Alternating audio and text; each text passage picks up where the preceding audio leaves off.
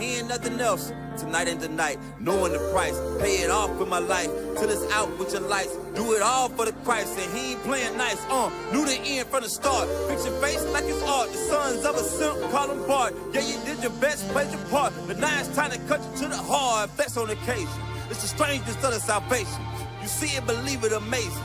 Them chariots coming invasion since the creation. War, mine, Lord, bless the general. Greatest nation, eat them unequivocal. Bombs dropping, buddy, cause it's biblical. Start shit, now it's time to finish. Whoa. Said he won't vote, we looking for smoke. So, we give him some more. We want the world, we breaking them down. Taking the kingdom, can't wait for the crown. We want the world, we breaking them down. Taking the kingdom, can't wait for the crown. It's the end of the world. And the beginning of ours. It's the end of the world. And the beginning of ours. It's the end of the world. And the beginning of ours. We want the world, we breaking them down. Taking the kingdom, can't wait for the crown. It's the end of the world. I can't wait for our kingdom to start and for there to be finished. Get rid of all of their idols and lying religions. Look for the crown like an Edris. Hey, this that crown talk. Wisdom of Solomon 5 talk. This that second Edris 6 and 9. We want eyes talk. It's your time to end. And my time begin. It's our time to win. Away with the sin. You know what it is. Rejoice with my kin. See that is why we repented. Go to streets, I can see myself in it. The city is bright, the kingdom of light. A wonderful sight past the angels, the inner light. I need 1,000 years of labor. Sit on my throne with my savior. Try to know wine, press alone. He bring pain like major. You think the nations is equal to us? T.K. Kirkland, who raised you? Flex on occasion, my God a racist. That's why we moving with patience.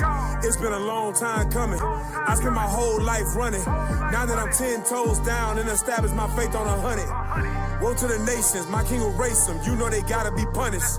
Jeremiah 25. Yeah, you know they gon' fry. Whoa. Said he won't vote, we looking for smoke.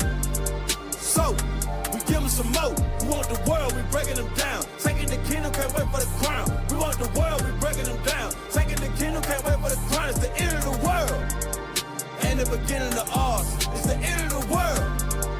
And the beginning of ours. It's the end of the world. And the beginning of ours. We want the world, we breaking them down. Taking the kingdom, can't wait for the crown. It's the end of the world. Yeah. Check. 1, 2. Yeah. Shalom, Check, shalom, shalom, check, family. check. Most High Christ bless y'all. Yes, hey, come on, we got a live audience. Where y'all clapping at? Come on. Oh, this is crazy.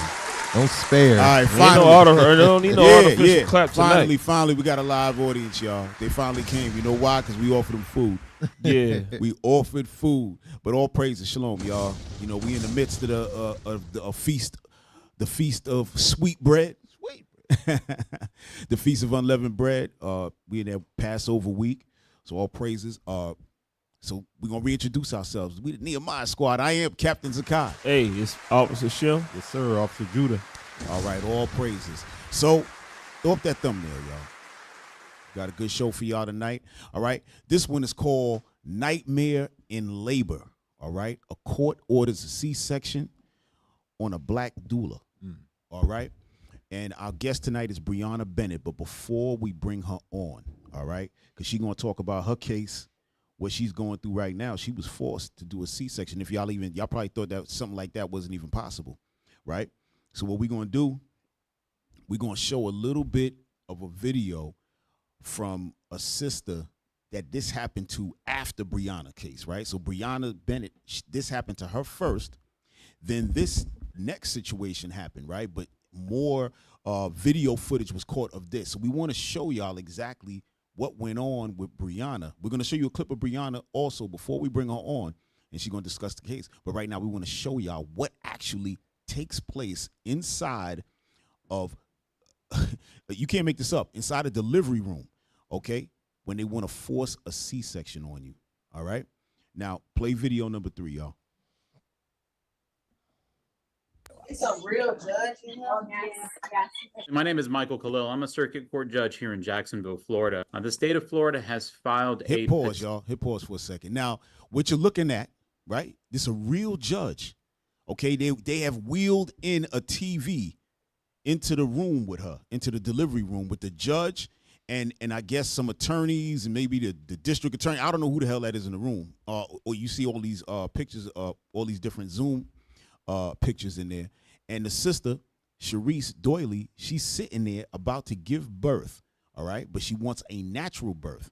The doctors are saying, no, you need to get a C-section. She said, I don't want that, right? I want to try natural this time. She had 3 C-section births previous to this one, right? So now the hospital went and called the authorities. You understand what I'm saying? I never even knew something like this was possible. Me neither. All right? And they rolled the judge and his people into the room. All right? Hit play. Petition for declaratory judgment. They're asking for an emergency C-section be granted by the court. I have not had a chance to be able to consult with my own legal representation, and I'm trying to understand how you are taking my rights away as a patient to be able to decide my own care to give me an emergency C-section against my will. Well, let me ask you about that. What about the risk to the child? Anytime you go into childbirth, whether you do a vaginal or a C-section, there's inherent risk to the mother and the baby. I have other children out here in the world that need me. If I die from a C-section, nobody on this call is going to take care of my children. Right. You have a new pause. doctor Hit pause. What I want y'all to see is how cognitive she is, right? She clearly sounds like she's in her right mind. Yeah. Right? She's speaking intelligently, right? So anybody who's watching or listening to this is already knowing, okay, she know what the hell she's talking about. You know what I mean? She said, regardless of C-section or natural birth, this is, there's inherent dangers with it. She used the word inherent, bruh. I know she's good. Yeah. I know she's clear-minded at this point, right? Go ahead, hit play. Coming on. I don't know. Yeah, no, they don't have anybody African-American that they can give me. Let me ask you. I don't know that. Then I don't find that race really has. Yeah, good. I'm glad he paused. Hit pause. Yeah, because he's about to lie. That's why she said, is nobody African-American around here? Yeah, because she already knows what it is, because that's exactly what it is, right? And he knows that's what it is, but he couldn't even get the words out of his mouth. Because if he really felt that way, he would have been like, listen, lady, this doesn't have nothing to do with race. This got something to do with the health of your child and whatever. He didn't say that. He started stuttering. Hit play. Much to do with this, ma'am. It does have much to do with it because historically, Black people do better when they have healthcare providers that look like them. It's nobody Black in here. Wow. I'm so tired of this. I'm over this whole situation. Like, y'all are gonna make me have level 3 tracing. How bad y'all stressing me out. Ms. Doyle, that's what's going to be entered. I'm going to circulate this order, this proposed order to the other attorneys. Enter this in today, not requiring anything except for an emergency basis. Thank you so much, Your Honor. Yes, ma'am. I appreciate you spending 2 hours Made him eat his words. on a Sunday going through my medical history and fighting for my vagina. And my baby. Yo. All right, y'all. Y'all can drop that, right? She said, thank you, Your Honor, because he said, all right, so I'm going to enter it into the books that you don't need to do anything unless it becomes a medical emergency. Yeah. So she said, yeah, thanks for looking over my paperwork on this fine Sunday and looking over and saving my vagina. She's crazy. That was funny as hell, right? So now I want to show y'all this. Bring up number 13, okay? Because now you're going to see a video of our guest, all right, Brianna Bennett. You're about to see this. It's not as long of a video, and we don't have that same perspective, but now because you've seen that one, you know exactly what she was going through, all right? And that one we just saw a little snippet. That actually lasted a couple of hours, okay? So play that number 13. Go ahead, Ms. Smith. What do you want to say? Okay, so yes, I am 41 weeks pregnant currently. The reason for C-section is not an emergency. All of the doctors from family practice have shared with me what my risks are for choosing to do a VBAC after 3 C-sections, which I requested TOLAC, which is a trial of labor after having C-sections. This was filmed by her 13-year-old daughter inside the delivery room. Her name is Brianna Bennett. Over 20 people, doctors, lawyers, a judge, crowding her room while she's in labor. And she's explaining clearly why another C-section could harm her. She knows her body, she knows the risks, and still they keep her there for 2 hours, surrounded, outnumbered. Right. This is obstetric violence. And in that room, her no wasn't enough. Right. Y'all can drop that, right? But that's important to see. And again, just like the other sister, Sharice, you could hear that Sister Brianna was in her right mind, speaking cognitively, intelligently, right? And they had a surrounded. And I think eventually they wound up. But listen, you know what? Let's get Brianna in here and let her tell a story. I just wanted to fill y'all and get y'all up to speed. Sister Brianna, where you at? There she goes. Hey. Hey, how you doing, sis? Shalom, can you hear us? Hey everybody. Hello. Shalom, how you doing? Thank y'all for having me. I'm doing well, thank you. How are you? I'm good. So sis, hey, can you adjust your you can't there you go. Just want to make sure we can see you. All right, excellent. So sis, it's good to meet you. This what you going through now is something that we didn't even think something like this was possible. I mean, right. All of us are parents. You know, we all got like 5+ children. You know what I'm saying? Yeah. I got 5 kids, and I'm the baby around here. You know what I'm saying? These guys got like 11 kids each piece. You know what I'm saying? So they've been through it a lot. You know, but something like this was so crazy when it was brought to our attention. I said, there's no way. Literally, the court was brought to you. Talk to us. Tell us about how that day progressed and everything. Just give it to us. Yeah, so this happened back in 2023. So I was able to heal through my 3rd year anniversary on March 30th is when the court case happened. Okay. So it started with the just a little flashback is I had 3 prior C-sections. You already taught the audience about that, gave them a little history. And I knew that what cesareans do to not just women in general, but Black women. Mm-hmm. And I knew my history and I knew what I experienced with the previous C-sections. I didn't want to do that. And all of the previous ones were based on the white man's calendar.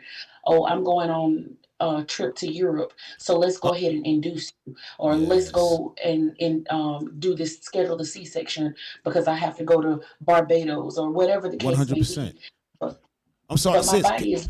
No, I'm sorry. I don't want you to forget what you're about to say. That's very important what you just said. What month was that you were in labor? March. Okay. Because what you said was perfect, and I don't think a lot of people understand that these doctors, they do schedule the inducing your pregnancy, right? Inducing the birth. They schedule that around their schedules. Yeah. So that's how come you check. They said the highest percentage of C-sections happens around the time of Christmas, Thanksgiving and Christmas. That's why I asked, but obviously there's more because I think most children are born between July and August or something to that effect. But the percentage is very high. So that I'm glad you brought that out. But go ahead, sis. I'm sorry. Yeah, no worries. So basically, I just knew that I wasn't going to experience that out. My children's birthday is not going to be based solely off your calendar and what you and your family are going to do. Because after this procedure is done, I have to deal with the results of what you want to inflict on me. Right. So long story short, I presented, this was the first baby that I did all of my research. I got myself prepared physically, mentally, spiritually, emotionally, because just as Sharice said, that's my survivor sister.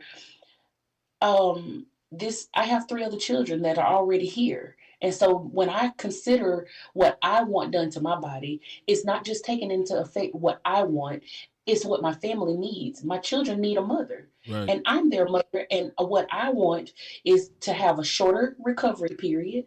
And I want to be able to take care of my kids. I want to be able to get up and move around, not someone coming in to care for me when I'm a well and able body. Right. So this was the first baby that I ever went into labor with. I did my research. I looked at the statistics on how Black women in America are 5 times more likely to die from preventable causes in childbirth and in labor and postpartum. So these are things that they can prevent, and that it has happened to us time and time again. History continues to repeat itself. Mm-hmm. And I didn't want that for myself.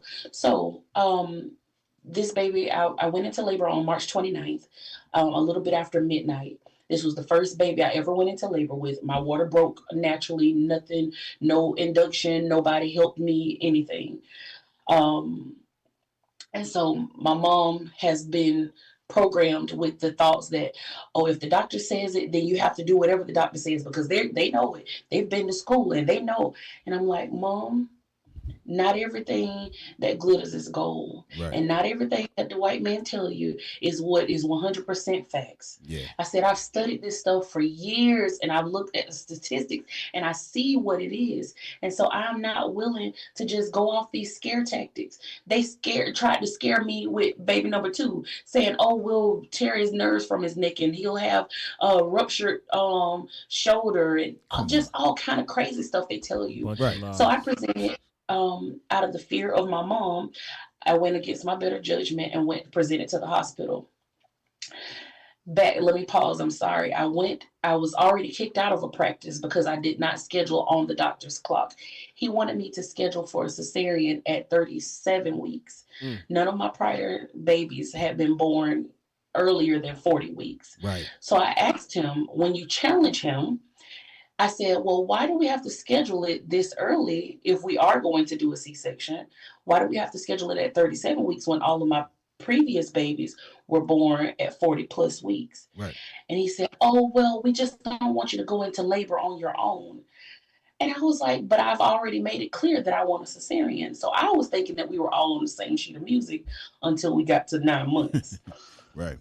So he said, well, if you're wanting a vaginal birth, then you're going to have to find another doctor. And I said, well, so be it. Right.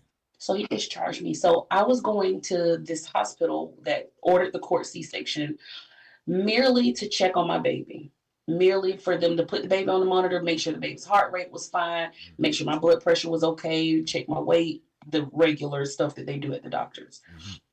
So when I presented to the hospital after my water broke, they put me on the monitors. They checked to make sure that it truly was my water that broke. And they admitted me.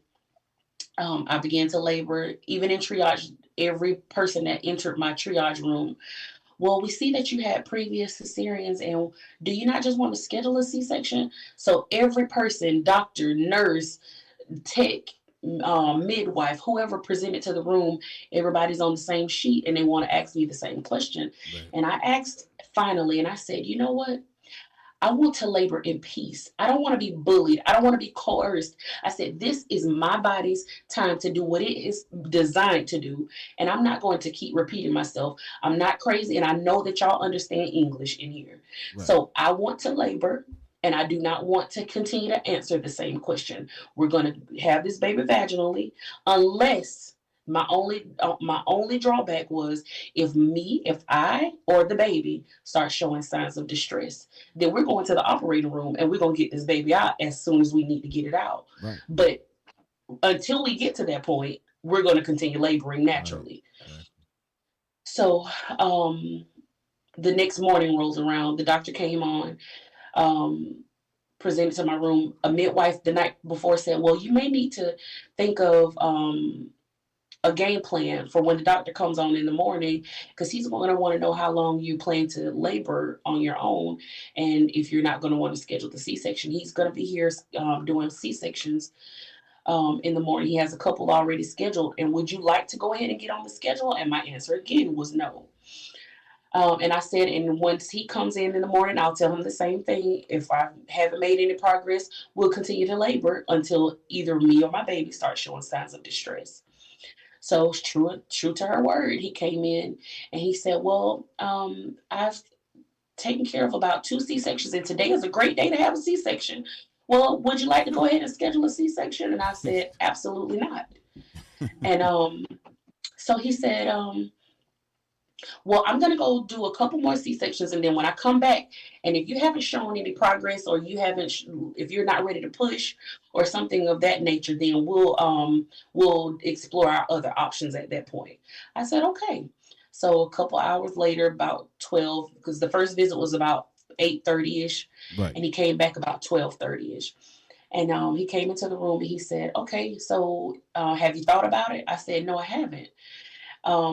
My answer still remains. I still want to continue to labor.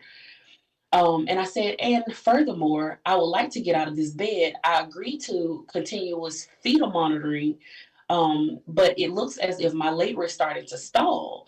And so if my labor is slowing down, it's because I'm laying on my back, and that's not the way my body is designed to labor. I want to get up out of this bed and I want to walk. Right. You got to walk around and get things flowing. That's what everybody does. That's the old, from back in the days, everybody does that. Yeah.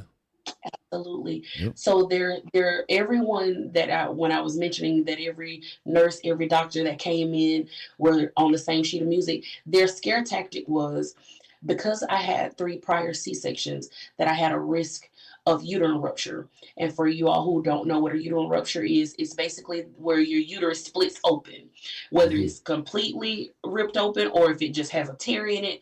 It's possible to happen for even women who have never had any abdominal surgery, or for women who has never had, who's never been pregnant at all. So, but with my prior research, and I saw what the American College of Obstetricians and Gynecologists have already, they study this stuff. They put this in statistical statements, like they study this. And so who are you to come try to fear me, to scare me with something?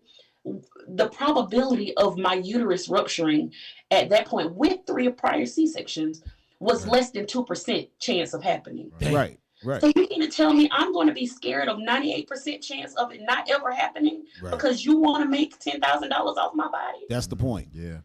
That's the point. Sis, we're gonna put something. Hold your thought. Don't forget what you're about to say. Right. I want to put something up on the screen because I want people to see this. Right. There's something that they have that's called a VBAC, which is that I think is vaginal birth after cesarean. Right. So they have a calculator. Right. Hey, hold on. Let me.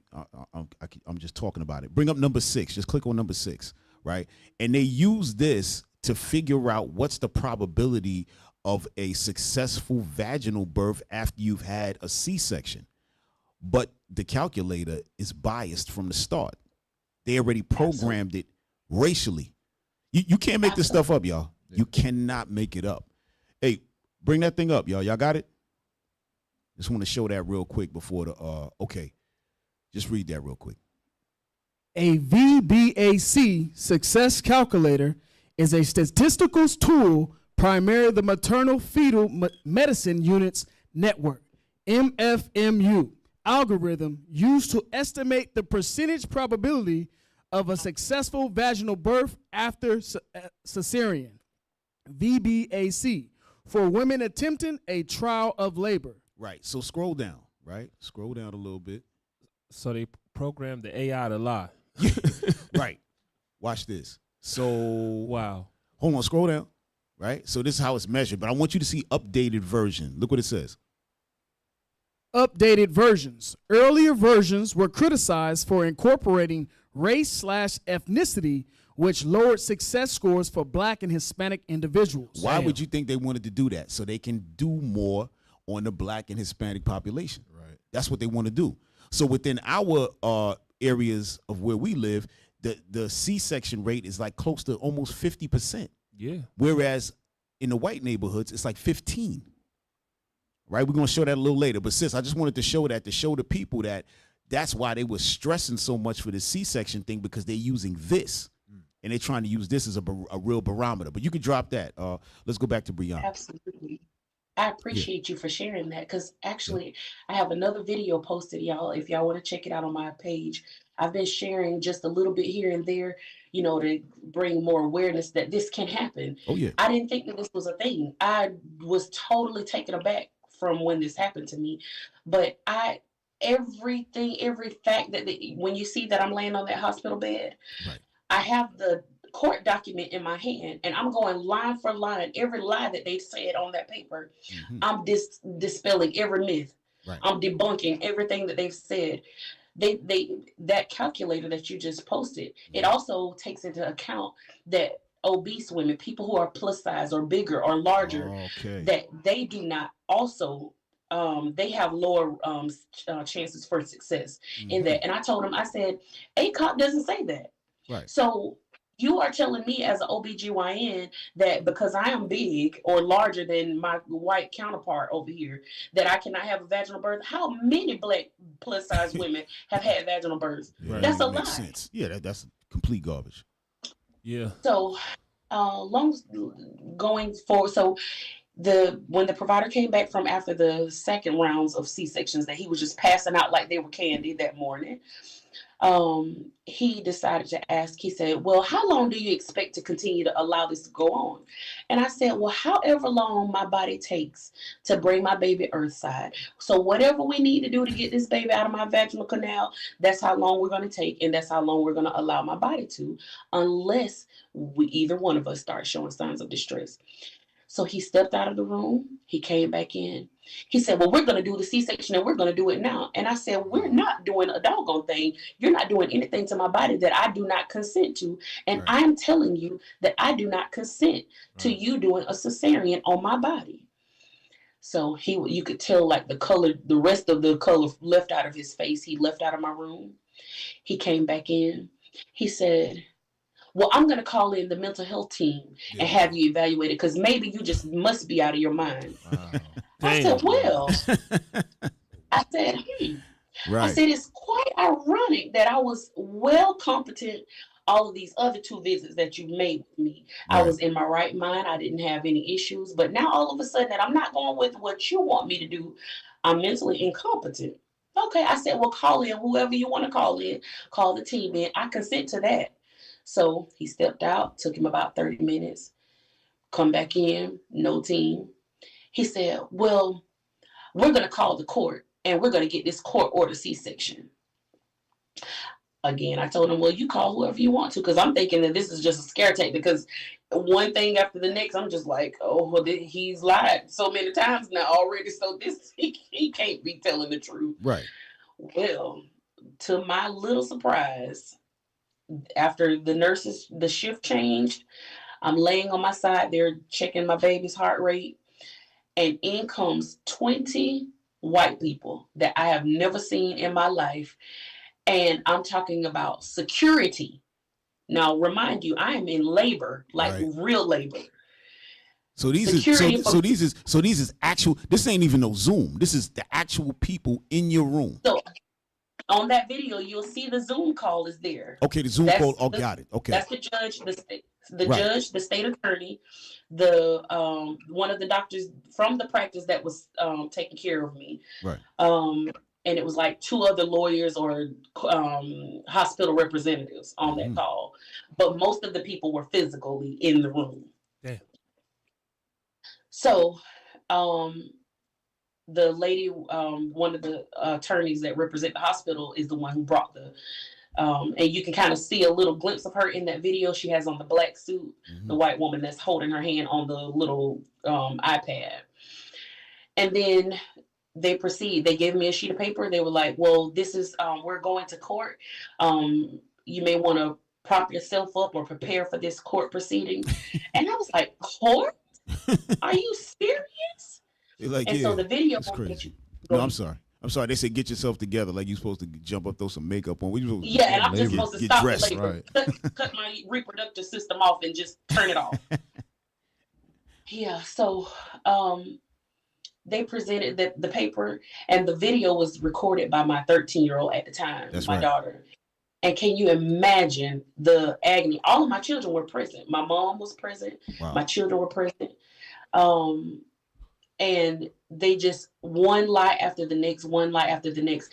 And unlike Sharice, although they agreed to allow her to continue to labor, the judge and the state attorney both said that I even asked at one point in the proceeding, I said, and I talked to my doula, I said, I don't know who to talk to. I don't know who to call. They said the only way that I would be able to continue to labor is if I had someone to stay the order.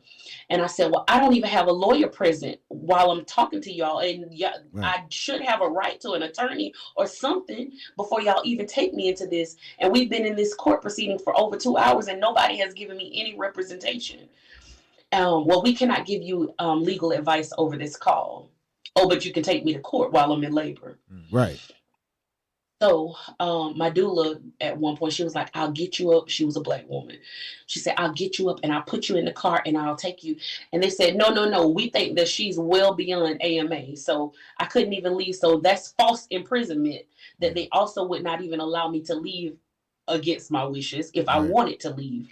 So it was just truly, you all titled it the best nightmare in labor. It was truly a nightmare. Man. So I mean, wow, this is crazy. So from here now, after that happened, they did the C-section, right? You stayed there a day or two. I don't know how long they kept, because I know they kick people out like after a day or so, right? You went home. So now, what happened? Did you now say, I'm gonna bring some kind of legal action against them, or did somebody reach out to you? How did that happen? Absolutely. So it wasn't right away. I suffered from postpartum depression, like really bad. You can only imagine going from that type of thing. Labor and delivery is a nightmare all in itself. But actually going through a court hearing while you're in labor, that's a whole nother coat of a different color. That's right. But it was maybe a month later that I reached out to some advocates in New York to help me navigate through this. And Sharice and I were connected through this, through the case. Of course, it was after she had experienced what she experienced. So we met in January, and we were thinking that we were doing the right thing, reaching out to these advocates, helping us to maneuver through this. And we were thinking that we were going through litigation to sue the doctors, sue the hospital, sue the nurses. I told them I wanted to sue their ancestors, dig them up and sue them too. So, right, get everybody. Yes, the children too. Take the money out of their will and everything. I want everything. I want them to feel what it's like to have to experience something like that. That's not something that you just hear about on a day-to-day. And it has happened before. And not as regular to other women of, that's not Black. It has happened to a white woman at the same hospital that I was. And then it happened to another Black lady in New York. So yes. And I think she sued as well. I think she sued as well. But she tried and they couldn't. So that's what we've been working on. We did get the human rights and civil rights complaint. It has been submitted. But the route that we've been trying to take, it's been a nightmare. So now we have partnered with a sister in South Florida who she said, listen, I don't know what the team that you have right now, but let's make a call with them. They've been dragging their feet. And at one point they seemed like they were being helpful. But once this sister reviewed our stuff and reviewed our case, she was like, this could have been done so long ago. So we're now exploring other avenues to, do litigation for this case. I'm running out of time. Sharice still has time. We have 3 years. Really? But they can do a 4th year if, like, on the grounds of I wasn't aware that this was a crime because a judge made me do it. So I wasn't sure that I could, do litigation for this. Right. So on causes like that. Wow. Yeah. Well, you know what? You said something before about history repeating itself, right? So from we talking about since slavery, this has been going on, right? I want to show you something. Go to bring up number 1, y'all. I don't even think I numbered it, but it's the first book, Medical Apartheid. Just bring that up. Bring up the cover, and then we're gonna read that page. All right. This is for the audience and for you as well, sis. Right, so you can see, because you made a statement that history repeats itself over and over again, and they just change up the ways that they're handling things, right? Because they're not able to do exactly what they did before. Yep. So now they got to use different means, Yep. They change up the names too. Put different names on it. That's right. That's right. Y'all got that? All right. Medical Apartheid: The Dark History of Medical Experimentation on Black Americans from Colonial Times to the Present. To the present. Right. So read that part that's highlighted. For Black women, forced experimentation. Right above that. Up one, right there. Whatever his ethical sins, Sim's surgically exploitation of enslaved blacks was consonant with the medical practice of his time. Right. So when it says that it was consonant, meaning it was the standard, right? That was what everybody did, right? So this guy Sims, who was a so-called doctor, he had his own slaves, and dealt with other enslaved blacks. Go ahead. For black women, forced experimentation was the standard of care. A. Donaldson, Louisiana surgeon named Dr. Frances Marie Prevost used enslaved black women to perfect cesarean sections. Right. So you see that right here during slave times, right? This is where they perfected. They make sure to say that perfected cesarean sections. Right. Go ahead. Performing 4 such deliveries on them between 1822 and 1831. Right. So between 1822 and 1830, right, they were experimenting on our people only. Right. Right. To so-called perfect it. So that means that before 1822, nobody was being born, I guess. They needed C-sections for people to be. Come on. This is the reality of this nut job that we got over the medical care system. This is a demon. Go ahead, read. In 1830, he performed his first successful cesarean on a woman. Prevost described as a fat-colored primipara,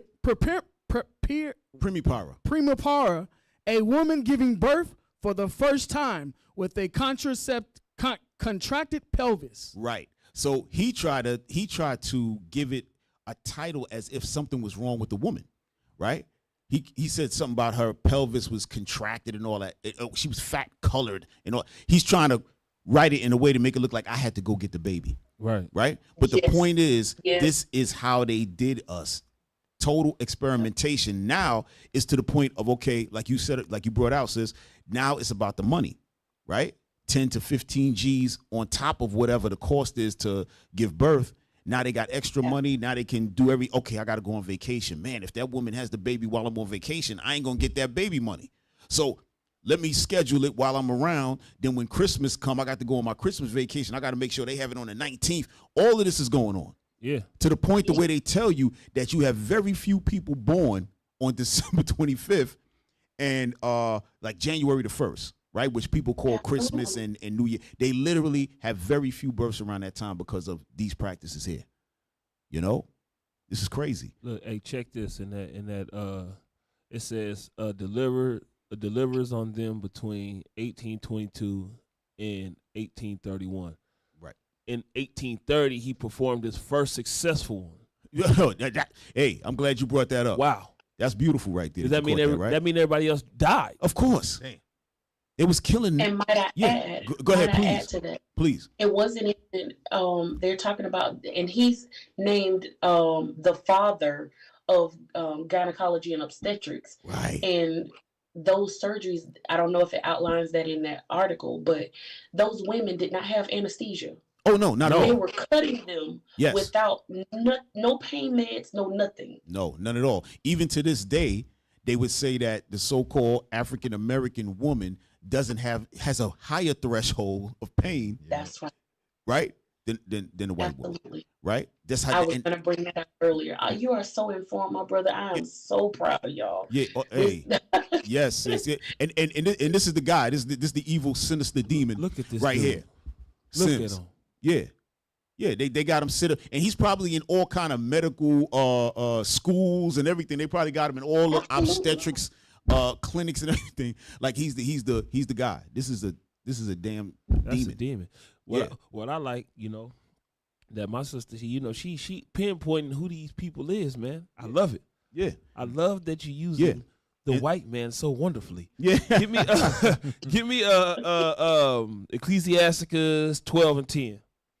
Right. I love that you say that. You can't. I want to go back to what you said earlier. You can't believe everything that come out of this white man's mouth. Mm-hmm. You can't. Watch this. Read that. Ecclesiasticus chapter 12 and verse 10. Come on. Hold on 1 second. Make sure y'all put that up on the screen. Make sure y'all got it up so she can read it. All right, y'all got it?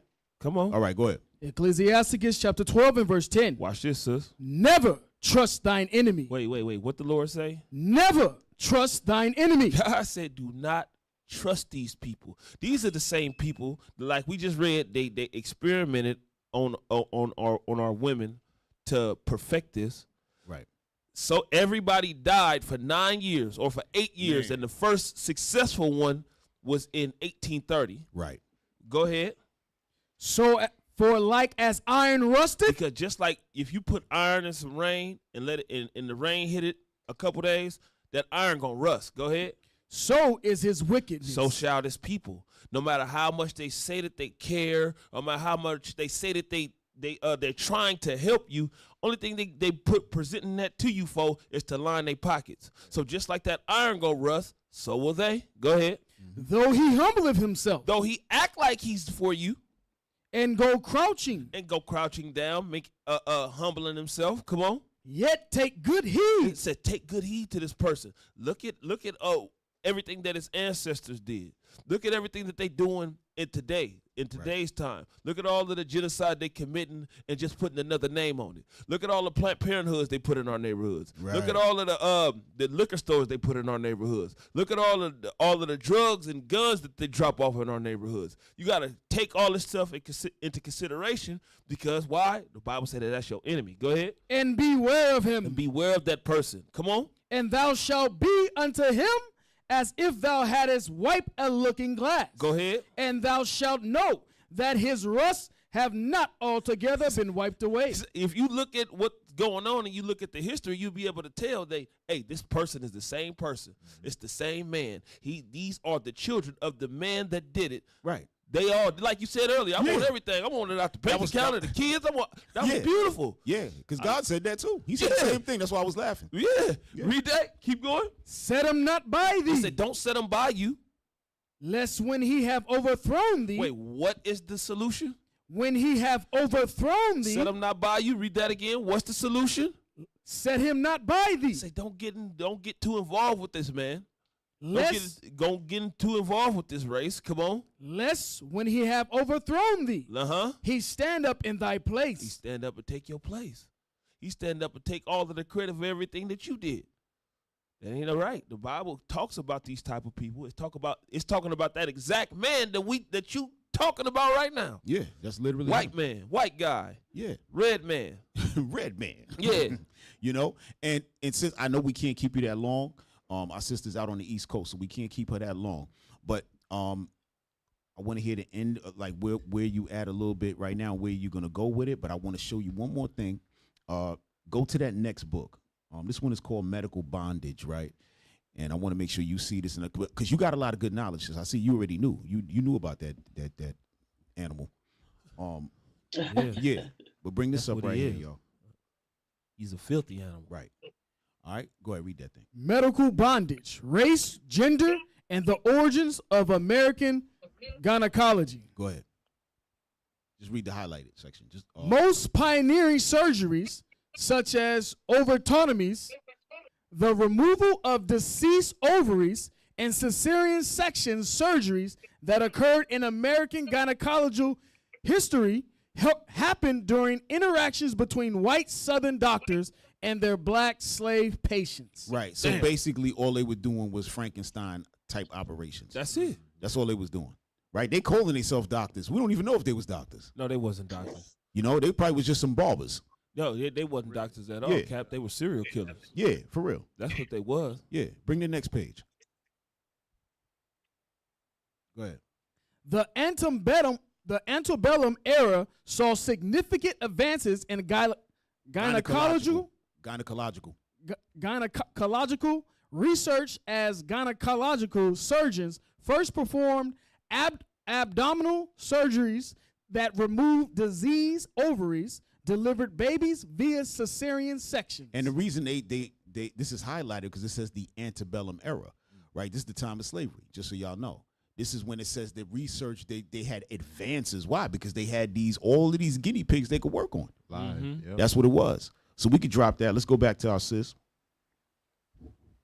All right. So sis, so I know you have the new attorney that came in and got on board. And so what are y'all planning now? Y'all just moving forward with her and hoping that something sticks, or y'all have some other plans? we're taking several avenues at this moment. We're both of us are absolutely, we're for our Black people. We're advocating for Black women. She was already doing her own thing as a doula. She's actually the one that's the doula. Right. I was the nurse student. Okay. So Okay. she was making sure she reached out to, especially like low income Black women, people who are on Medicaid, because they get classed out so often. And so we're basically just advocating. We've been circulating our petition to stop these kind of laws from being, relevant in today's society. And what we've realized is the consensus right now is that the people that we originally had, they've been fighting with cotton balls, but that's what you can expect from the white men. And so I'm sorry, sis. We can't see you no ahead. more. Something happened with your camera? Yes, so I was connecting my charger. Okay. All right, no problem. Go ahead, sis. Let me see if I can turn it back on.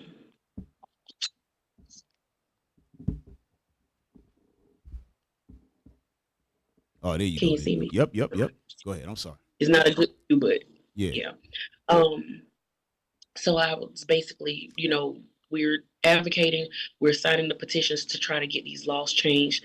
We are working with this new attorney, a sister down in South Florida. Also with the lady from the West Side. She heard about the story and she was like, listen, I'm not barred in Florida, but I'm willing to help y'all fight. I want to help this lady in South Florida. Whatever y'all need me to do, I'm willing to do it. So we're just getting these teams and we're taking donations as they come to help because, getting legal representation is not cheap. But all in all, we're just trying to get the word out, making sure that people are informed. And it's so sad the life that we have to live.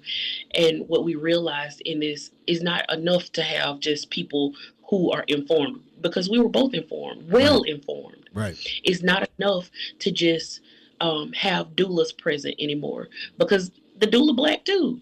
Right. So what two Black people gonna do in the office when a goon full of white people? Hey, so it looked like the doula got to get a law degree. The doula got to be a lawyer. Yeah. Absolutely. Yeah. Absolutely. And I said, we even went as far as saying, since we want to play the white game, maybe we need to get some white people signed up to be white men to be doulas. Now, I don't know. No. Remember, set them not by thee. No. Yeah, no. It was a joke. It was a true joke. Because they won't listen to us. How else do we? And so what we also realized, we can't keep fighting this. Like Sharice made a mention. She was like, they were getting permits to do strikes and march and all of that.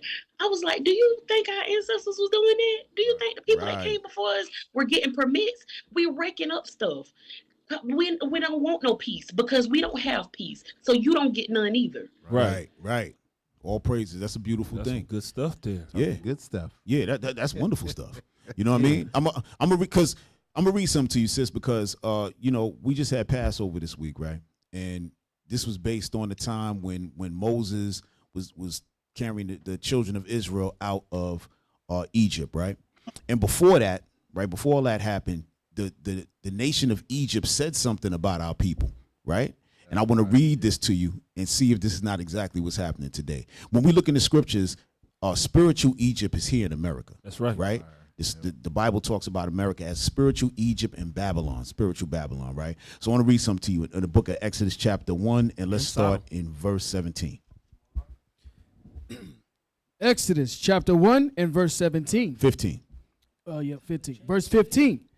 And the king of Egypt spake to the Hebrew midwives, of which the name of the one was Shiphrah, and the name of the other Puah. Right. So the king of Egypt went to go speak with these midwives, right? To go talk with them. Go ahead. And he said, when ye do the office of a midwife to the Hebrew women, and see them upon the stools, if it be a son, then ye shall kill him. But if it be a daughter, then she shall live. Right. So they wanted to kill all the male children off because that's where the seed comes with, right? And then that would be the nation of Israel would still be surviving. So he said, get rid of those boys, just keep the girls, right? Go ahead. But the midwives feared God and did not as the king of Egypt commanded them. Go ahead. but save the men children alive. That's why we gotta have our own people as the midwives and the doulas. We can't use the other people because they gonna get got to. But our people, they say, hey, they feared the Lord. That was their people, right? Go ahead, read on. And the king of Egypt called for the midwives and said unto them, why have you done this thing, and have saved the men children alive? So they ain't kill them kids, right? So the Egyptian king said, why you ain't kill them kids? Go ahead. And the midwives said unto Pharaoh, because the Hebrew women are not as the Egyptian women. Right. The Hebrew women, Brianna, she not like the Egyptian woman. Go ahead. For they are lively. They lively. Yeah. You know what I mean? They lively. So they can't come in here talking about, oh, no, because you're big, you can't do. No, they lively. That's the key. Different. Go ahead. And are delivered ere the midwives come in unto them. Right, meaning that them children is coming out regardless. We ain't even putting our hands. We ain't even there. Them babies just coming out. They just told a story. But the bottom line is that's our people. We have to protect ourselves and each other, right? So you make sure you keep your circle with our people. You know what I mean? Don't invite nobody else in because somebody gonna catch them at a dinner party and start talking crazy to them. Then all of a sudden they're gonna come in there talking about, you know what, Brianna, you should get the C-section. Right. You know, it's best. Yep. You know? Yep. And then and not only I'm so glad go ahead, Brianna. Go ahead.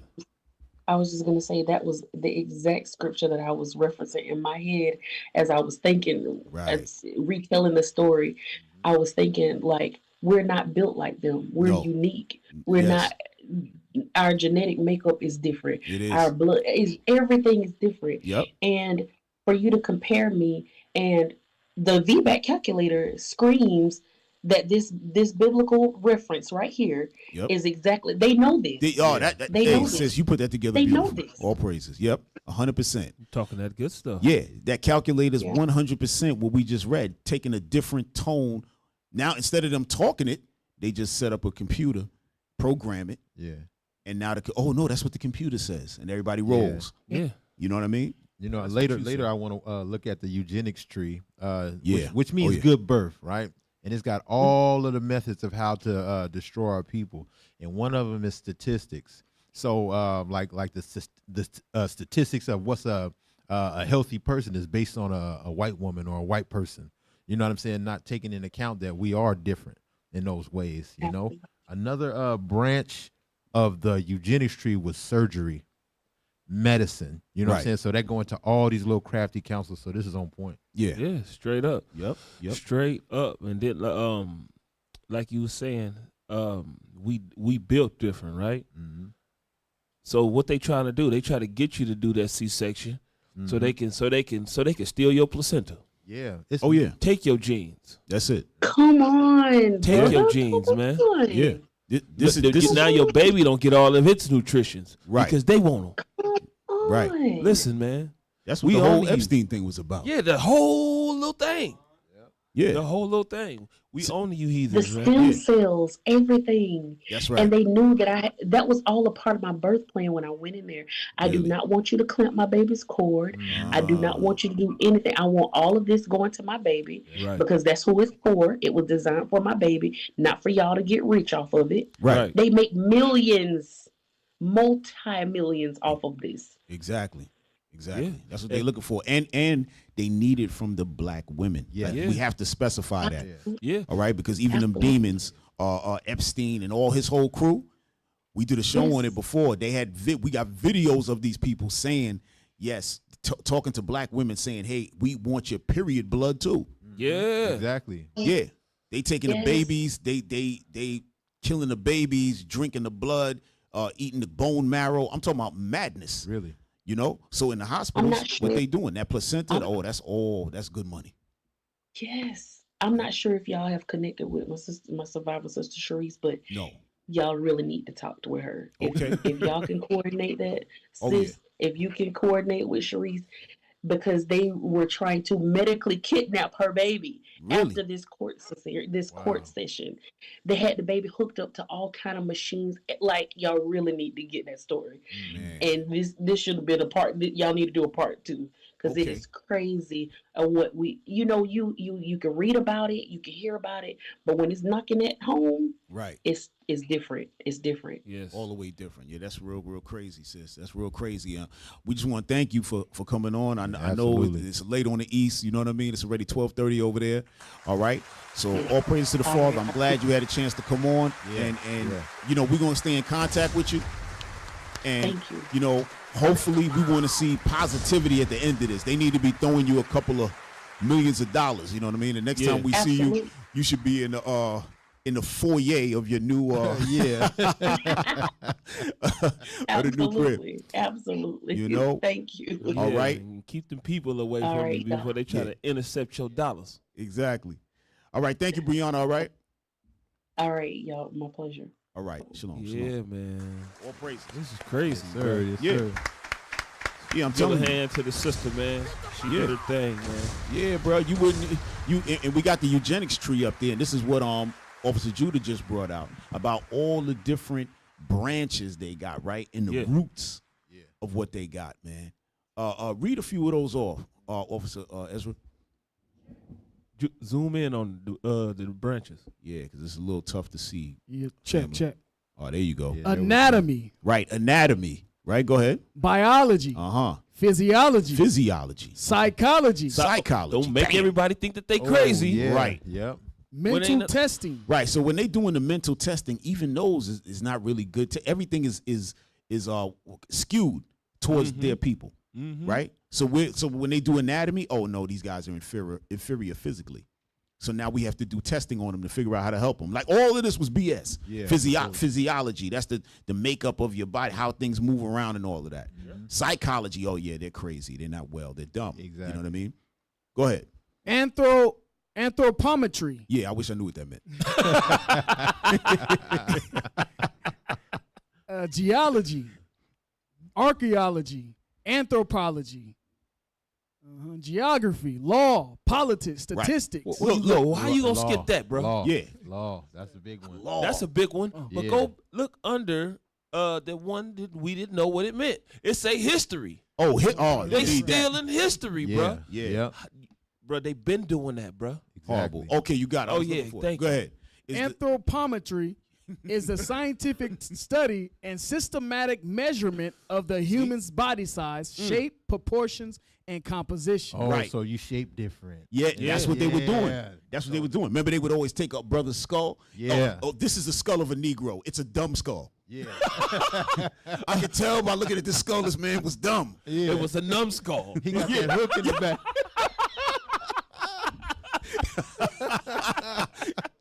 A numbskull. Yeah. Oh, yeah. man. You could tell this was a dummy right here, and he had to have been black. Look at that skull. These people are some demons. Bro, they take the history, erase your history. That's one of the biggest ones right there.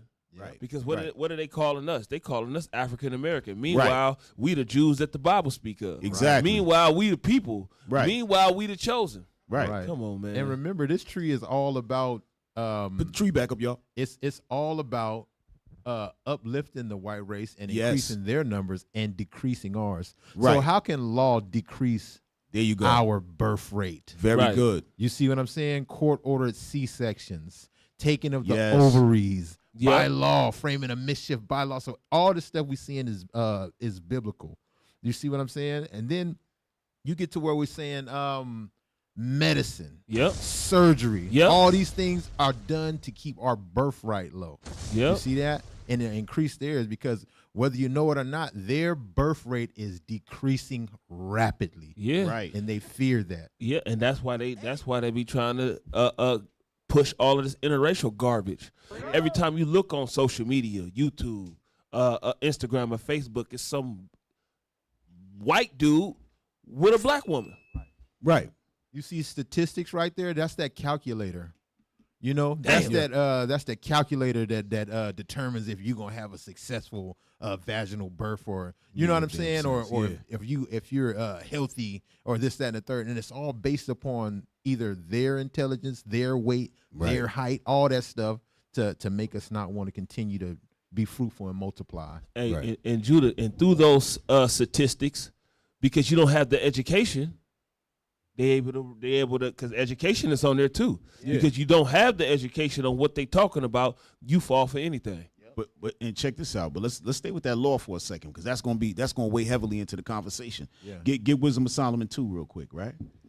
Because the law, that's where the power is at for these people, man. It's always been that. That's why they brought the law in there to go deal with her. Like this is insane, right? You got that? Just hit 11? it straight. Your verse 11. Yep. Wisdom of Solomon. 10. Wisdom of Solomon, chapter 2 and verse 10. Let us oppress the poor, righteous man. Go ahead. Let us not spare the widow, nor reverence the ancient gray hairs of the age. Go ahead. Let our strength be the law of justice. Right. So Esau is saying, let our strength be the law of justice. You may say, how we know that's talking about him. Read verse 1. Verse 1. For the ungodly said, reasoning with themselves, but not aright. Our life is short and tedious, and in the death of a man there is no remedy. Neither was there any man known to have returned from the grave. Right. So it says the ungodly, the wicked. That's what it's talking about, right? So read 11 again. Verse 11. Let our strength be the law of justice. Right. The law of justice, meaning we're going to create any law we want. Right. There was no vote on whether we should bring in some attorneys and a judge and everything into a delivery room. Nobody never heard of this. Right. They just put that in the books and started running it down on people. That's what this is talking about. Let our strength be the law of justice. Go ahead. For that which is feeble. For that which is feeble, which is our people. Sister was in there. She was feeble. Her whole family, everybody, feeble. Go ahead. That which is feeble is found to be nothing worth. It's not worth nothing. These people ain't worth nothing. That's how come we can have this eugenics tree and talk all this garbage and lie and create things. Right? So go ahead. After law, what we got?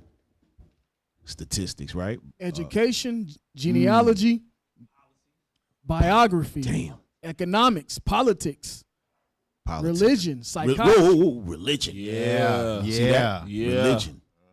See, even the white man put religion in there because they know they created all these false religions. Yep. To do what? Keep the people in pocket. Yep. Right? That they don't know the Lord. They depend on them for everything. Right? Go ahead. Biography. Surgery, medicine. Okay. Surgery, medicine. Surgery, right? and archaeology. Medicine. Yeah. Archaeology. Where's that at? On the in the middle, more towards the middle to the left. Damn. Archaeology. Oh yeah. Okay. Right Yeah. there, Damn, right we must there. have missed that before. Archaeology. That's excellent. Right? Because that's what they're using to say.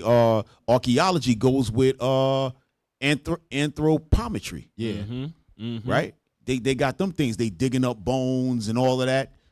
You know, talking about the first woman was in, here, there. And I'm telling you, y'all, this is it right here, eugenics. This was the beginning of what they put together for abortions and Planned Parenthood and all of that. Margaret Sanger, and we're going to get into all of it, right? So we can drop that, y'all. Yeah. You say economics on the tree too. Yeah, that's money. Good. You That's poor, money. That's good economics. Good economics. That's right. To get them to abort. I mean, not abort, but to get Caesareans. That's right. Because they line their pockets, man. Absolutely. Hey, and family, we forgot to mention the super chat is live and in effect. Oh yeah. All right. I got some people to shout out. Oh, you got some people to shout out? All right, take man. that time. Go I ahead. got Antoine Silva. Okay, $20. All right, all praises. Thank you, Antoine. W619 Hunt, $50. Oh man, all praises. Alvin Israel, Okay. 144, $20. All praises, Alvin. Miss Gad Israel, $10. All praises, Miss Gad. I don't want to mess this up, but it's kind of messed up already. It's SS Porky, 650, $50. Yeah. All praise SS Porky. Yeah, SS Porky, man. Okay. Unless that's Sporky, I don't know. All right. Well, hold on. SS Porky, if we saying your name wrong, forgive us. Yeah. But all praises to the Lord. We appreciate you. Official keto. I know I said that wrong. $10. All praise to the official keto and W Hunt, right? WB Hunt. I think that was before. I can't remember. WB Hunt. Yeah, I forgot. Whatever that. I forgot the name. I didn't actually say. 619. W619. W619 Hunt. All right. All praises. Yes. Shout out to the super chat. Yep. Shout out to the super chat. Forgot to mention that before. Hey, Cap, I want to point out one scripture real quick. Please. All right, give me Exodus 1 because I loved it. Exodus 1 is talking about basically how the Egyptians felt about us, right, as we was increasing, right? Right. So give me verse 9, and then that question I popped up. Exodus chapter 1 and verse 9. Because there's no new thing under the sun. This is the spiritual Egypt, right? Watch this. And he said unto his people, behold, the people of the children of Israel are more and mightier than we. We are more than them. We are mightier than them. And it is a necessity to control that. You know what I'm saying? Read on. Come on. Let us deal wisely with them. Eugenics, education, birth, statistics, so on and so forth. At this time, it was appointing taskmasters. Right. You know what I'm saying? But as you look, when you get to this new Egypt, they got a slew of methods, right? Give me Psalms 105 and 24. Right? So this is a mindset. They know that we are more and mightier than them. So you look at the map. They'll make America very big on the map when it's actually very small. Right. You know what I'm saying? Africa looks small on the map, but it's really vast. Right. You see what I'm saying? And that's to do what? To make you visually think that we are the minority when we the majority, right? So read that. Psalms chapter 105, verse 20, 125? 24. Verse 24. And he increased his people greatly. God increased us greatly. He's always done that. Even in poverty, guess what we do? We don't have money. we give birth. That's what we do. That's the nice way to say it, right? That's the nice way. We don't have money. We give birth. Right. And made them stronger than their enemies. He made us stronger than our enemies. We run faster than them. We do everything better than them, right? Read. And he turned their heart to hate his people. To deal subtlety with his servants. So when they see that we more and mightier than them, it hardens their heart and they deal subtly with us. Especially when they in a throne, in a seat of authority, to create laws, to handle medicine, to govern, so on and so forth. So that's what we're seeing. Now, put a Planned Parenthood in every neighborhood, every black neighborhood. Right. Subtly. Right where we at in Oakland on 14th and Broadway. There's one right across the street. And we see people hopping out, running up in there every Sabbath. Right? At least a couple people. You know, sometimes you just catch your eye. You might be teaching, you might be and you happen to look and you see some feet prancing up inside there. You know what I mean? And they not going for an interview, man. No. Not at all. No, not at all. Hey, y'all, bring up number 5. Bring up number 5. All right. So this is a quick little video about C-sections and percentages and things like that. I want y'all to see. Y'all got that? All right, there you go. You want to have a C-section because you want it or because you need it, not because the hospital you're at happens to do them a lot. Hospitals have wildly different C-section rates, really for no good reason. If you take a look at low-risk women who you wouldn't expect to have a C-section, if you go to one hospital, it might be really high. If you go to another hospital, it might be really low. At Los Angeles Community Hospital, more than half of low-risk women ended up with a C-section. Now you just drive a couple of miles away to California Hospital Medical Center in Los Angeles. The rate of C-sections for those women is 15%. So in just a matter of miles, you go from more than half to 15%, and this is all for low-risk women. Now, many experts pause say— for a second. Y'all see that? Yeah. So in that other hospital where it's more than half of the women getting C-sections, you know who's over there, right? Yeah, it's in a so-called minority neighborhood. Exactly. Right? So the Southern and Northern Kingdom getting smashed over there. Blacks and Hispanics, they the ones that getting tore up over there. Now when you go them couple of miles, that's where Esau's at. Yeah, and it's 15% and lower. It's one side of the railroad tracks that look good, and the other side of the railroad tracks is terrible. That's just how it be. Not only that, right? I don't think it's in this one, but I think I read it that the World Health Organization actually put out there that that C-sections are really only supposed to be done between 10 and 13% of the time. Yeah. So they put that out there. So that means all these hospitals have that information, and they're like, no, we need this bread. Yeah. Need money. And don't even need it. That's why Right. y'all need to stop doing drugs. If you stop doing drugs, you'll have some money to spend. What the hell? Yo, They hit are play. expensive. They are expensive. Hit play. There is no medical reason for this. It's just that some hospitals happen to do a lot of C-sections. That's just their culture. Now, why would hospitals so close together have such a wildly different C-section rates? Well, some people say that hospitals like to do C-sections because they make a lot more money. They make about 50% more on a C-section than they do on a vaginal birth. Wow. Other people say, look, doctors are rushed. I mean, when someone's giving birth vaginally, it can take a long time. They're in labor, it can take days. C-section, very quick, you're in and you're out. C-sections are major surgery and they carry all the risks of surgery, such as infection. Also, babies who are born vaginally are less likely to have breathing problems than babies who are born from a C-section. Now, hold, hit pause. You heard that? You might think the opposite, right? Yeah. Because the baby got to come through there, all the fluids going in. Y'all been in there. Y'all seen how it go. Yeah. But they saying that's better for a baby than to just get taken out. But they make it look like, oh, nah, it's just easier. You know, we just get you up out of there and sew you up. And no. She said it carries all the risk of a regular surgery. Every single last one of them. That's right. Infection. Right, infection, Like, all that. You can bust that scar right back open again. Exactly. It's a lot of stuff that could go on. Right. And all they worried about is that money in your placenta. Yeah, and getting you up out of there. A lot of them sisters bleed to death because they cut an artery or something. Yep. Yep. You Yep. know? They don't talk about that either. That's a real thing. Yep. Hit play, y'all. You want to avoid a C-section, you should avoid being induced, because being induced is much more likely to lead later on to a C-section. The key here is that either way, women should have the birth that they want and that they medically need. They shouldn't have the birth that their hospital wants or that their doctor wants. Right. Okay. Yeah, we just wanted to see it to show you what is the difference, because now you got doctors saying, well, we doing it because it's healthier for the baby. It's quicker. I gotta go. If she's having a vaginal birth, I don't know how long it's gonna take. I can't hang around here all damn day. I got things to do. This is crazy. And bring up number 7. This is what I wanted to show the people. We talked about this a little bit with Brianna, but I wanted y'all to actually see this because you can't make it up.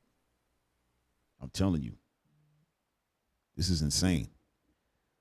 Because unless somebody bring this to your attention, you would never think this is how that business operates. But one thing we got to understand, that it is a business. You know what I mean? Only time it's not really business, that's when people got home birth. You got your doulas and stuff like that. That's like a real, birth and pregnancy, with the birth and all that. Anything after that is business. You at the what's the word? You at the not the behest, but you're at the mercy of these physicians and what have you, right? Y'all got that? Go ahead. The hell's going on? These guys crazy. Y'all got it? They said yeah too. Okay, there you go.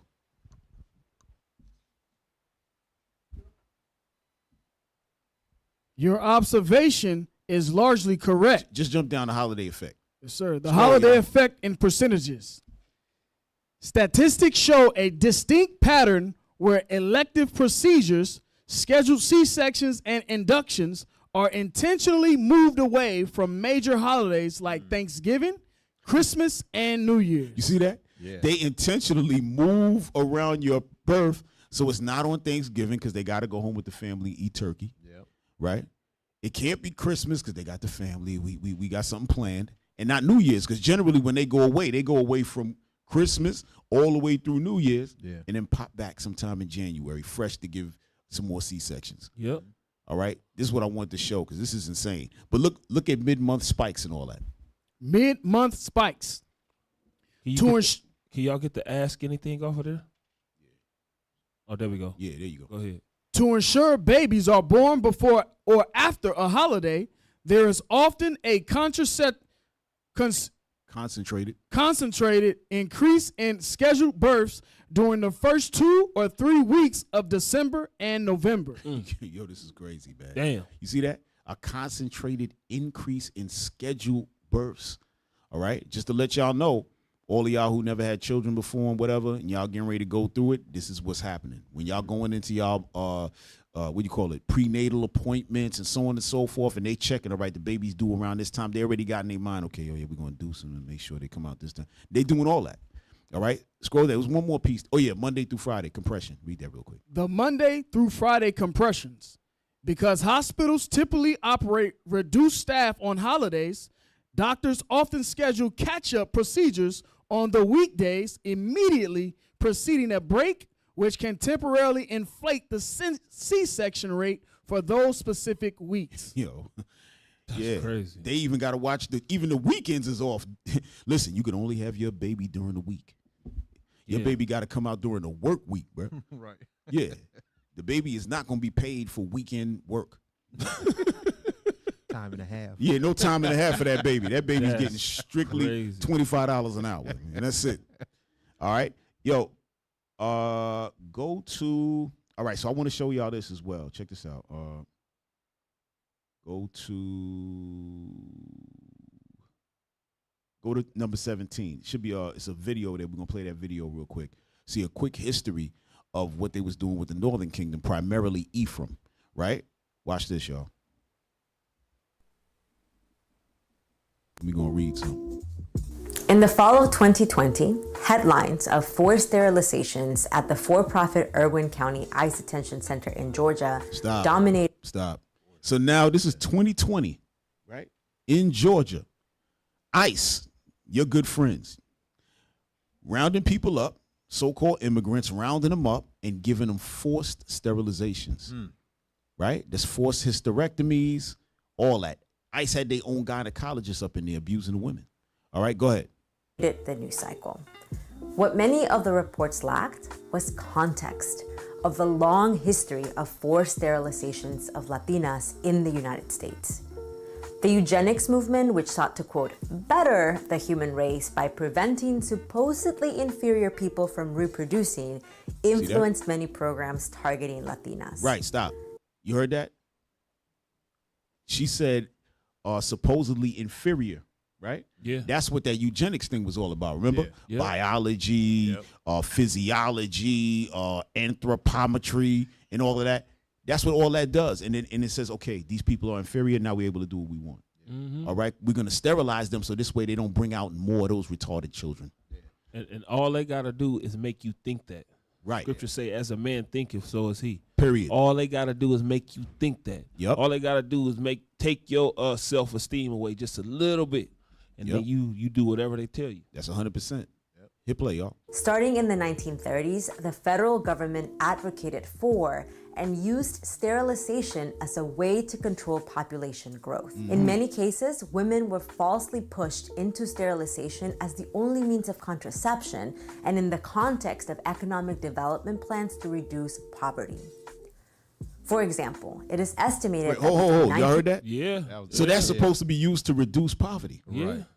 Because if you have too many kids and you can't take care of them, you poor. So just sterilize yourself. Don't have any children. Yeah. And in this way, you're going to have money in this life. That's what they're going to tell you. Lie. And even when they do that, they still be poor. Of course. Because they ain't going to get no job. You can't get no job. You can't do nothing. They inferior. Exactly. You know what I mean? Exactly. They done used about 19 of the 20 branches on the eugenics tree on you already. Yeah, whooped you. The hell? Right. Pick your own switch. Exactly. Right. Pick your own switch. Right. Hit play, y'all. 1947 and 1948, 7% of Puerto Rican women were sterilized. And by 1956, 1 out of 3 Puerto Ricans suffered the same fate. In many cases, these women were told their tubes were being tied, but never told it was an irreversible procedure. Right. Later, in 1970, a whistleblower exposed evidence of widespread abuses at the Los Angeles County USC Medical Center, where mostly Spanish-speaking women of Mexican origin were approached during childbirth and pushed to sign consent forms written in English. Those brave women sued. Stop. Oh. That's the same thing they did when they took over from Ephraim and took over the Northern Kingdom. Remember what they did? They used to have them go pick the gold. They would talk to them in Spanish. They didn't speak Spanish. Yeah. They spoke Hebrew. They didn't understand. They would cut the limbs off. That's cool. Remember that? This is the same thing. Oh, speaking to them in English, they speak in Spanish. Okay, yeah, sign here. Boom, sterilization. No, she said we good to go. Didn't even know what they This is the signed. foolishness. Huh? That didn't even know what they signed. That's what you call crafty counsel. That's what Officer Right. Judah brought out earlier. Right. He brought out how they move against us, man. You know, it ain't though they go crouching humbly, bro. They trying to get you. Yep. Yeah. That's it. Wicked. You know, and like you were saying, Officer Shem, they get you to trust them. Yeah. So they put a smiley face in front of you. You know, they shake your hand and slide that consent form. You don't know what you're signing. Right. You know. Damn. Hit play. To end the practice of sterilization without informed consent, in the case that became known as the Madrigal 10, which was led by co-counsel Antonia Hernandez, who went on to head MALDEF. Not only were these women sterilized against their will, but the judge in that lawsuit blamed it all on a communication breakdown. He went on to argue that he believed Mexican women draw their worth from, quote, rearing a large family. So their pain came not from being sterilized against their will, but Right. because they could not fulfill their Mexican duties. Right. Right. You He see ruled that? That's Esau. Yeah. No. Trust me, they're not upset because they're sterilized.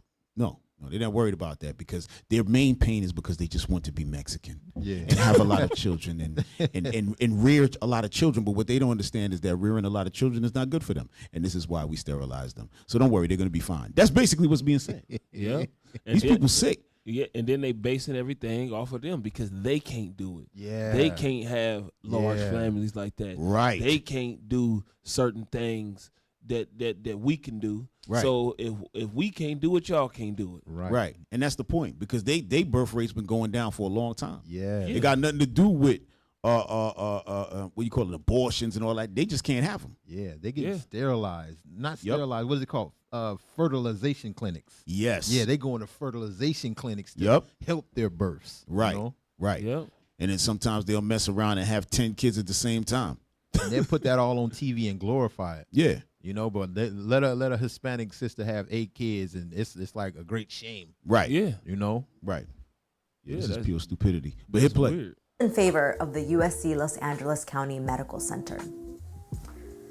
The most recent allegations of forced sterilizations are the latest in a pattern of the state trying to control brown and black bodies. This is why we must continue to protect the rights of all people, regardless of race, education, and income level, or immigration status, to have autonomy over their own bodies. Yeah. You know, she's saying something there, right? But we can't have autonomy over our own bodies because we under the auspices of the dragon right now. You know what I'm saying? That's what you got to understand. And we bring this scripture out a lot, but we're gonna go back to it again. Nehemiah 9. Right? Watch this, because again, we don't have that autonomy over our bodies. Yeah, right here we go to the gym. Yeah, with certain things you could do. Yeah, to go. But when it comes to situations like that, when they really want you, that's it. They're gonna flip that switch. All right. Starting 36. The book of Nehemiah, chapter 9 and verse 36. Behold, we are servants this day, and for the land that thou gavest unto our fathers to eat the fruit thereof and the good thereof, behold, we are servants in it. So that sister right there, right? She talking about the so-called tribe, not so-called, the so-called Mexicans, but the tribe of Issachar, right? This is their land. It was given to them, right? But now they're servants in it, right? This is what the scriptures is saying, right? Go ahead. And it yieldeth much increase unto the kings whom thou hast set over us. Right. Go ahead. Because of our sins. Right. Because of our sins, Esau is gaining all the wealth of the land. Go ahead. Also, they have dominion over our bodies. You heard that? They have dominion over our bodies. They got power over our bodies. Right. So when you're saying, oh, yeah, we have to have autonomy over our bodies, yeah, it sounds nice, but it's not accurate. And it's not going to be accurate because at the end of the day, they have power over our bodies. Continue that. And over our cattle at their pleasure. And we are in great distress. And we in great distress because we got brothers sisters coming in. Hey, listen, we just gonna tie your tubes. When you hear about tying tubes, sound like it could be untied. Yes. Right. But in reality, what they do, they burn them, don't they? Yeah, they burn them. Right. Burn the ends. Right. They burn the ends. So that's for you to never become pregnant again. But just the way they name it, You see what I'm saying? It's just wicked as hell. You see the process how they always do it. It's always repetitive, right? They'll present it as an option first, right? And then when you don't go with the option, that's when the force comes out, Right. You know, and if you look at recently, there was this one sickness that came about that now, if you didn't take a certain thing, you can't get on an airplane, you can't go to the store, Right. you can't get a job here, you get fired from your work, you can't go to school. You know what I'm saying? And if it would have got any worse, that's when the force comes. But they're doing the same thing over and over. Yeah. Right. Same different experiment. I mean, same experiment, just a different playing field, man. Exactly. That's all. That's all that it is, man. But we own you. We own you. We own you, man. Yeah, he got the same move. Yeah, Same move. How many You know? times Right. you think you gonna hit us with the The people's elbow and the rock bottom. We know the Rock do that. We know Esau do the swoop and swap. You know, Right. Yeah. But we on to it. you Yeah, know? that's what Iran said. Yeah. Iran said, yeah, we know this story already. We not giving in at all. There you go. You know what I Yeah. mean? Hey, bring up 19. Let me show y'all something. Let me show y'all how much the C-section and the history of what was going on with the sisters, the Ephraimite sisters, right? Specifically the tribe of Ephraim in the land of Puerto Rico or the land of Borinquen, which is the original name, right? The land of the brave lords, right? But watch this. So they were doing so much sterilization and abortions and everything else. I want y'all to see this, what's going on here. Number 19, y'all. Y'all got it? All right. Just read that real quick. From forced sterilization to fertility technology, addressing medical mistrust in Puerto Rico. Right. So this was written last year. This is 2025. This article was written, right? Just scroll down. Go to a legacy, right there. No. Wait, A hold on. legacy of coercion. No. I'm sorry. Right above that, where it says Puerto Rico, right there. Yes, sir. Yep. Puerto Rico has the lowest birth rate of any U.S. state or territory, 6.1 per 1,000 people. Now that's real crazy because you go to New York and Ephraim is having babies every 5 seconds. Right, right. Right? Like they supposed to. That's like a joke in New York. Everybody know that. The tribe of Ephraim got mad kids. They used to be having like 10 kids in 10 people in one car, all that. That's a known joke, right? They have mad kids. Same thing in Philly. If y'all in Philly, y'all know what it is. Ephraim out there is having kids. That's a known thing, right? But now in their own land, where the United States was over there pulling off all type of wicked experimentation, they only having 6.1 out of 1,000 people who's getting pregnant. This is demonic. But read on. Watch this, y'all. Yet, one of the highest cesarean sections rates at 50.5%. So how you got the lowest birth rate, and then half of the births is cesarean section? Found the culprit. I think 98% of them births is the Syrian section. Man, I'm telling you. And look, far above the U.S. average of 32.2. So now what they want to act like that's something like a natural thing that just happened all of a sudden. No, that's something that Esau did, concocted and conducted. You know what I'm saying, and made it to happen. Yeah. All right, scroll down a bit. There's something in there about in 1956. That's what I want. That next second paragraph. Yeah, there you go, right there. In 1956, Margaret Sanger and Gregory Pincus launched clinical trials for an experimental contraceptive pill in Puerto Rico, circumventing stricter U.S. regulations. Right. So Margaret Sanger was from America. She's a demon, right? She is the mother of the eugenics movement, right? And basically all the Planned Parenthood spots was generally a eugenics center. It was renamed Planned Parenthood to give it a more softer appeal. Right. But Margaret Sanger is the one who started that, and she said she started it for who? Blacks and Hispanics. They were reckless breeders, right? So when y'all see Planned Parenthood and the abortion clinics, it was strictly set up for our people, 100%. That's why they went down to Puerto Rico and talked about she was circumventing stricter U.S. No, she wasn't. That's what they were used to doing down there. Yeah. All right, look. Right? That looks, oh, she's a nice person. You can't trust the face that look like that. Yeah, look at her. Hey, guys. We got burgers over here. You coming over? That's her face. Meanwhile, she's the devil. She's going to stab you right in your eye. Yeah. She ain't even going to wait for you to turn around and hit you in the back. She's going to hit you right in the eye. Yeah. Go ahead. Go back. Read that thing. Over 200 women in Rio Piedras were enrolled. Piedras were enrolled. Right. Most of the women were poor. No, most of whom? Most of whom were poor and lacked access to formal education. Right, meaning they could run any type of game they want on them, right? Yep. Because they were doing an experimental contraceptive pill, meaning that you're going to take this pill and not get pregnant. So what they doing? More experiments. Yeah. Meanwhile, the sister's probably getting sick and everything else. But go ahead. It's about to come up. Go ahead. These participants received little to no information about the drug safety, right, reflecting the medical standards of the time, which did not prioritize informed consent. Right. They always say that of the time. Just say we didn't care. We were just dealing with them because they was Puerto Rican. Yep. They're the tribe of Ephraim. They're nothing to us. Yeah. We want to destroy them. Go ahead.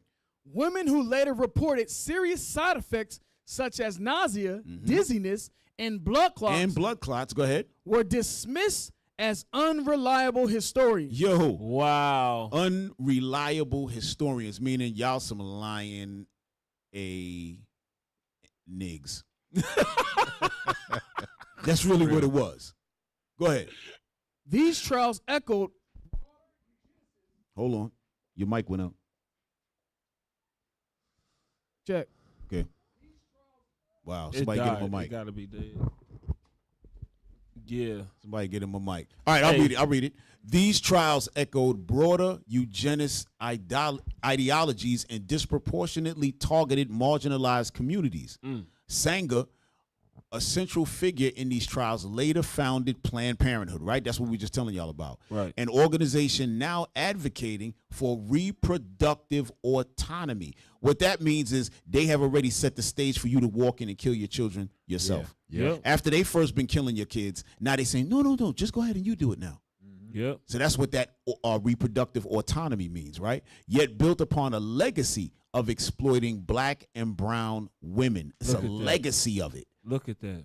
Right? Without these ethically compromised experiments on Puerto Rican women, much of the groundwork for art would not exist. What is art? Ain't nothing art about that. Yeah. Go up to the top. Maybe we missed what art actually stands for. Just scroll to the top, y'all. Go up. Hold on. Okay, assisted reproductive technology. Okay. So that's what it is, and that's why the people said, "Hey, we don't trust these people." Yeah, exactly. They're not supposed to trust. You're not. A lot of blacks, Hispanics don't like going to the hospital and don't trust doctors and stuff because of the history of. We should go to the doctors. No, 100%, we should be checking up on ourselves, but just the history and relationship that we've had throughout our being here has not been a good one. It's always been something underlined to destroy us, so we don't really trust too much. Right? Yeah, you can't. You can't trust somebody that killed all your kids. Right. You can't trust that. You can't trust somebody that wanted you to kill all your kids. You can't trust that. Exactly. You take what you can, and everything else you throw in the trash. Exactly. Right. So throw in the trash. Right. All right. Hey, y'all, bring up number 9. All right. It's from the same book we were reading before, which is Medical Bondage. Right. It's from that book. All right. Bring up number 9. It's a few pages there. We're going to read the highlighted sections. All right. Go ahead. Physicians were often slaveholders themselves. Right. You see that? The physicians were often slaveholders because the slaveholders were calling themselves physicians. Yeah. 100%. We don't know what kind of medical school they was going to. They wasn't. Right. Medical school was that was the gimme pigs that they had on the table. Exactly. That's all they was doing. Go ahead. However, doctors also brought and hired slaves on whom to conduct experiments too painful, too risky, or otherwise too objectionable to inflict. Objectionable. Go ahead. Too objectionable to inflict upon whites. Right. They said, "Yo, we need some of them slaves so we could cut them without anesthesia." This is what the sister was talking about. Yep. Yeah. Right. There was no anesthesia. They probably said, "Man, you want some rum? Psych." Man. They ain't even get them drunk or nothing. Yeah. You know what I mean? Because during that time when they did dentistry, right? Just to show y'all, that's why I made a little joke about the barbers. The first dentist amongst Esau was barbers. Wow. Because they already had the barber chair. They were like, hey, this chair is perfect.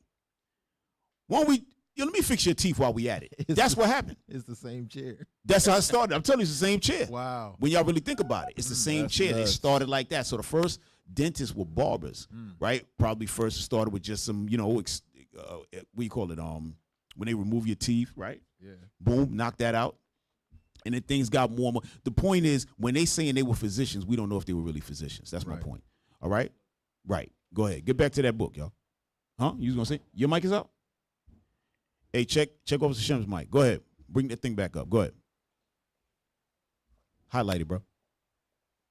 Blaming enslaved mothers for the high death rates of their infant children. Right. So that same clown, Sims, right? It's hard to call him a doctor, but that same guy Sims that we saw the picture of and who perfected the C-sections and all that, he would blame the enslaved mothers if their children died. Go ahead. Yeah. He ascribed neonatal tetanus, newborn tetanus, or trismus, or nascientium to the mother's moral and intellectual failures.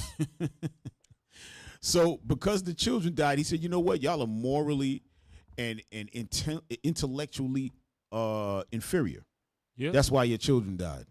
This was a complete demon. This is what you call Dr. Frankenstein. That's the only doctor I'm ready to put on this guy. Right. A pure Dr. Frankenstein. Go ahead, go to the next one. Or Dr. Jekyll, Cap. Right, Dr. Jekyll. Yeah. For real. That's what we're gonna call him, Dr. Jekyll. Right? So this one, it says James, so that's his whole name, James Marion Sims, Savior and Sadist. That's what they say. Right? So read right under that, bro. James Marion Sims is an important figure in the history of experimentation with African Americans because he so well embodied the dual face of American medicine to which racial health disparities owed so much. Damn. Sims is revered as a woman's benefactor. Right. It says Sims is revered as a woman's benefactor, meaning what? That if it wasn't for him and all his gynecological advances, women would be in trouble. But he's really a demon. That's fake. But go ahead. Although he conducted years of night-martially painful and degrading experiments. Right. Hold on. Man, how can you use that in the same... Bro, you can't make it up. Nightmarishly painful and degrading experiments. Damn. This is not a doctor. No. Go ahead. This is Dr. Jekyll. Without anesthesia or consent on a group of slave women. Right. Go ahead. He was born into a struggling family of 10 in Hanging Rock near Lancasterville, South Carolina in 1813.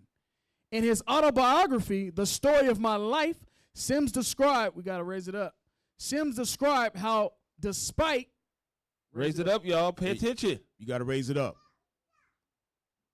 It'd be good if y'all wasn't asleep back there.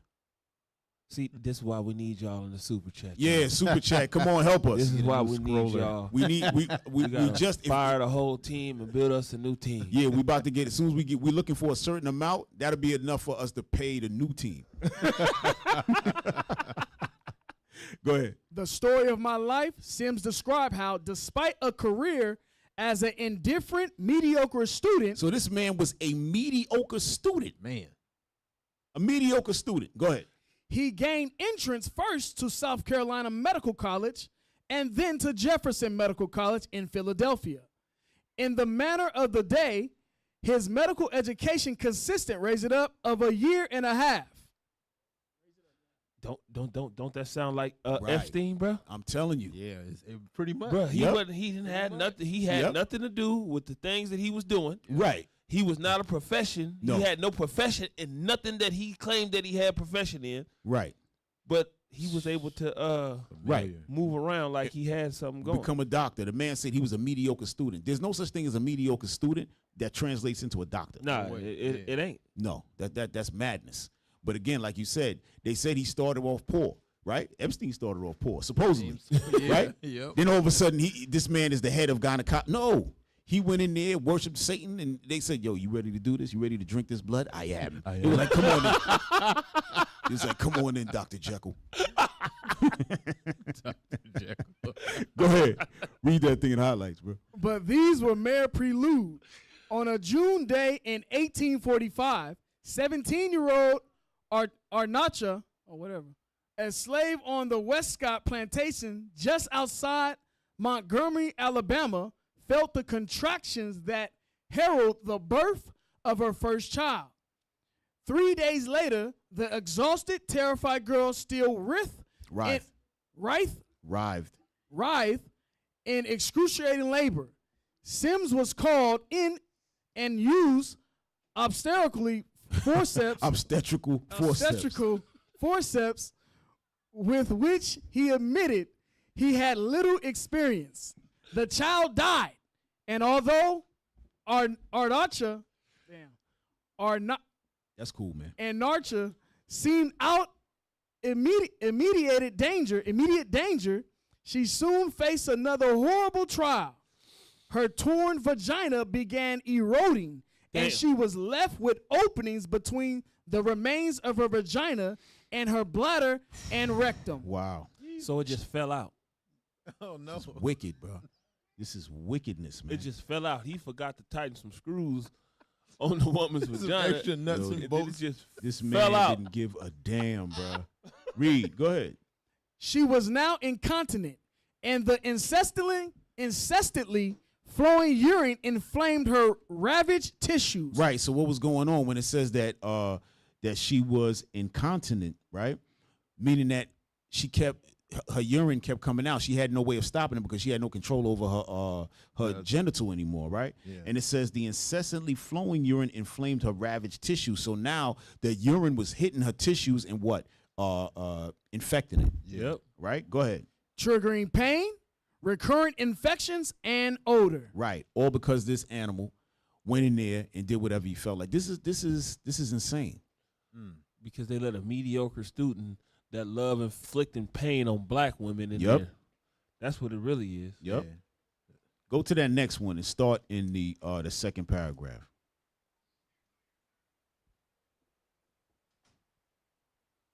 Next one.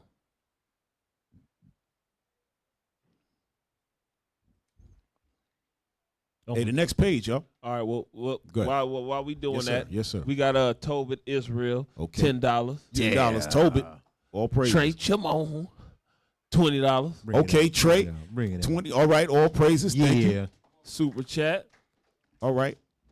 Super Please chat. All help praises. us in the super chat. Yes, yes. So we could get us a new team. They heard our pain, man. They heard our pain. Yeah. Hey, did y'all got that next one? Okay, bring that up, man. Before more super chats come in about y'all. Yep, another one just came in. Oh, yeah? Go ahead, read it Rivka before. Israel, $10. All right, all praises. Thank you, Rivka. As a plantation doctor, Sims attended many children. Hold on 1 second, right? Just scroll back up to the top again, right? I'm gonna read some real quick, right? So I guess from the other page they were saying how he came in and removed the contagion and relocated to save, so on and so forth. But it says today we know the deaths of those slaves were probably the caregivers' fault, meaning Sims, right? Same thing we said before. When he was doing all of those experiments, and then in 1830 he finally got the C-section right. Right. That's because he was killing everybody. He was killing everything that walked through there. Oh yeah. For 8 years straight, he was killing everything that walked through there. And then in the 9th year, he finally completed a successful one. Right.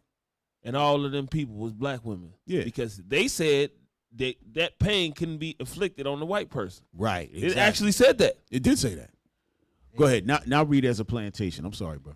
As a plantation doctor, Sims attended many children, but he used only the black infants as subjects for dangerous experiments in tetany, a long misunderstood children's neuromuscular disease characterized by convulsions and muscle spasms.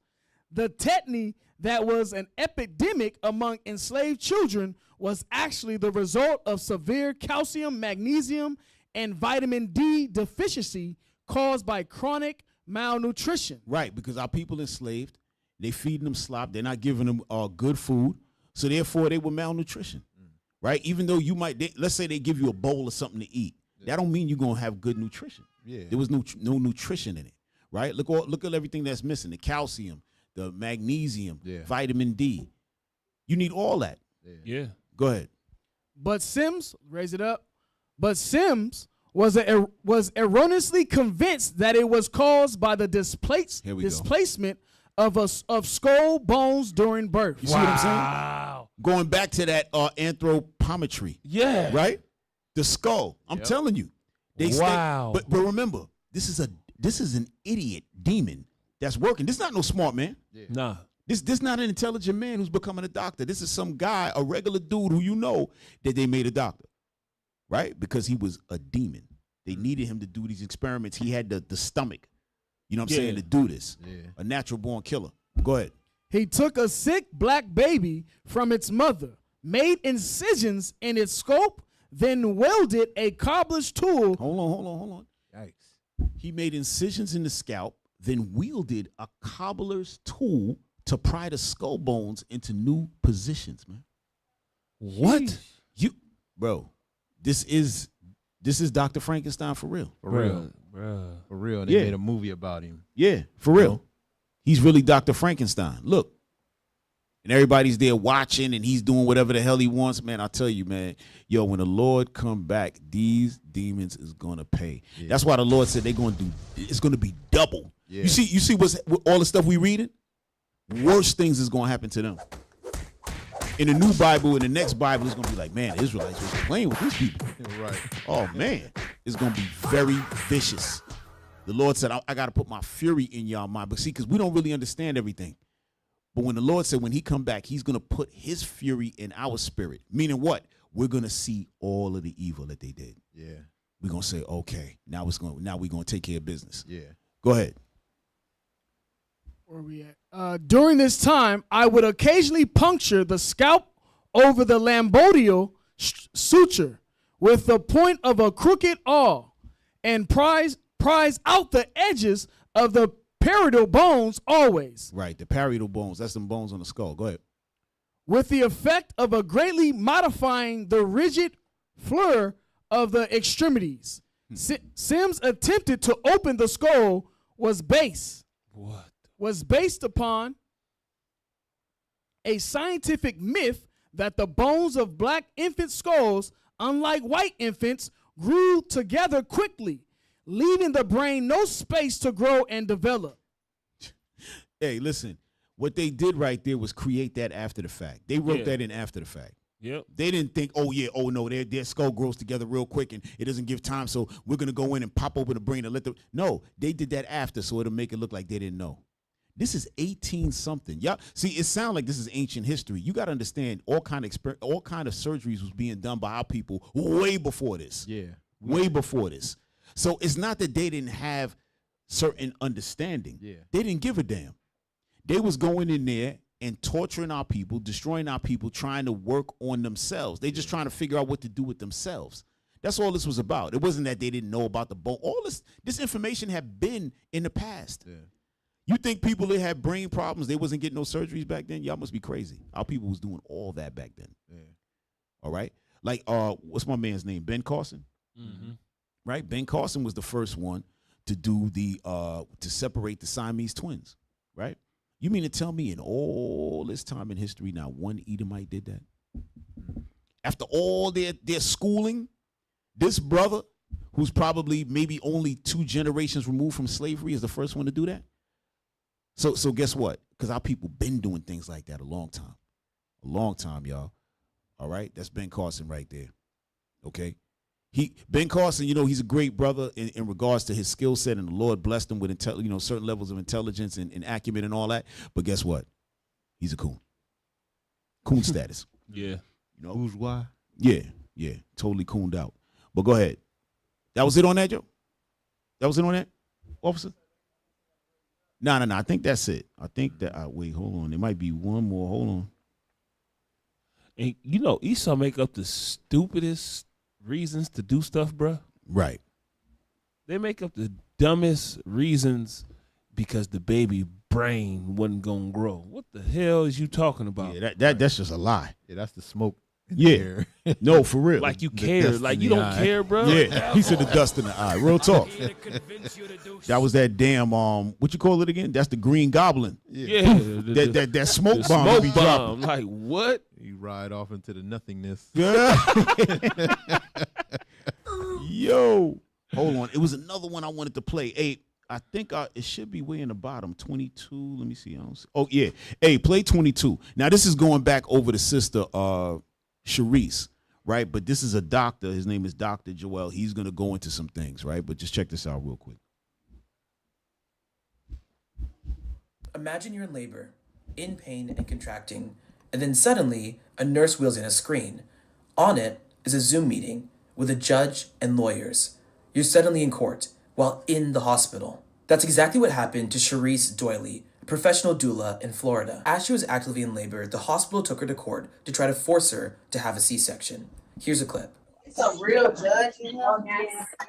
My name is Michael Khalil. I'm a circuit court judge here in Jacksonville, Florida. The state of Florida has filed a petition for declaratory judgment. They're asking for an emergency C-section be granted by the court. I have not had a chance to be able to consult with my own legal representation, and I'm trying to understand how you are taking my rights away as a patient to be able to decide my own care, to give me an emergency C-section against my will. There's so much to talk about here.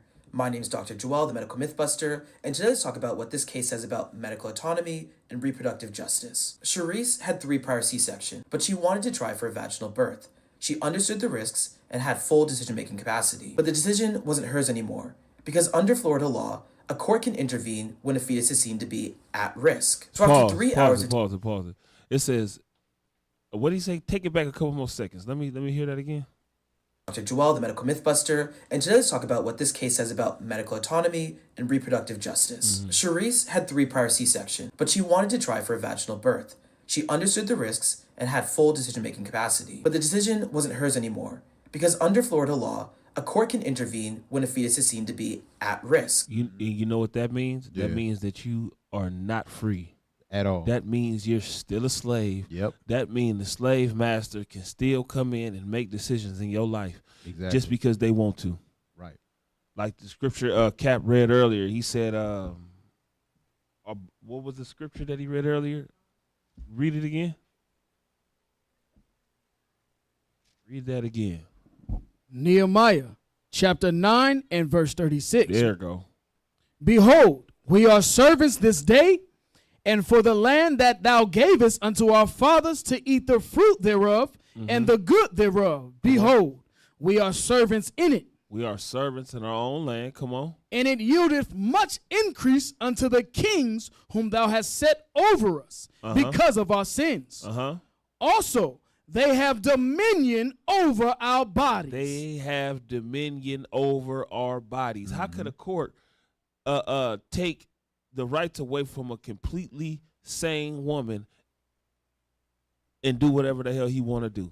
Right. Because we don't have dominions over our own bodies. We still slaves to these people. Right. You're not free.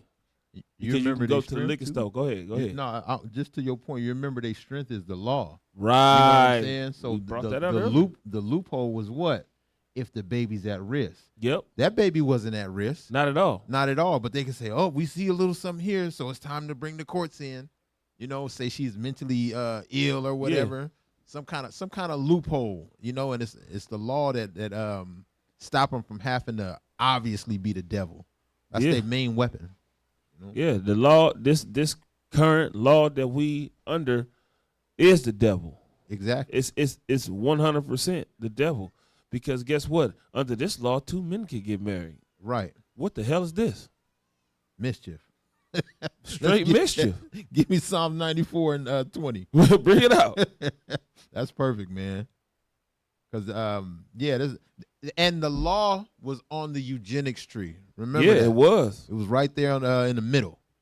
What was that you called? Psalms 94 and 20. The book of Psalms, chapter 94 and verse 20. Shall the throne of iniquity have fellowship with thee, which frameth mischief by law? Right. They frame mischief by a law. So, for instance, they took away slavery, but they reinstituted it if you go to jail, or you know what I'm saying? That's how they do it. So, by law, if you've ever become a prisoner or whatever, they can make you work, so on and so forth. I forgot what was that called? Title. I forgot the name of it. It's a good documentary on it on Netflix. What's it called? Slavery by Another Name? The 13th Amendment. That's what it is. And that's a law to where even though slavery is technically abolished, if you go to prison, you right back a slave again. You see what I'm saying? You have reproductive rights unless they see fit. They say, well, your baby's in danger or whatever. It's really for them to make money, you know, Yeah. and sterilize us. Yeah. Hey, read that again, verse 20. Verse 20. Shall the throne of iniquity have fellowship with thee, which framest mischief by a law? They frameth mischief by law. Now, the next scripture is going to tell you why they do it. Go ahead and read the next one. Verse 21. Uh-huh. They gather themselves together against the soul of the righteous. They gather themselves together against the souls of God's people. Exactly. That's why they do it. That's why they frame that mischief by law. Go ahead. And condemn the innocent blood. And condemn anybody that speaks against that. You can't say nothing about the LGBTQ these days. They'll condemn you for it. Yep. You can't say nothing about them on social about anything that they do on social media. What they'll do, they'll so-called cancel you. Go ahead. Oh, yeah. Play that. Play. So after 3 hours of Take me off the testimony, screen. the judge ruled that Doily could keep trying for vaginal birth unless there was an emergency. But in that moment, her autonomy, her right to decide what happens to her own body, was overridden by the law. Overnight, doctors said that her baby's heart rate dropped for 7 minutes. Lied. Doily woke up to her hospital bed, being wheeled to surgery. Her baby was delivered via C-section. What's so interesting to me here in this case is the ethics.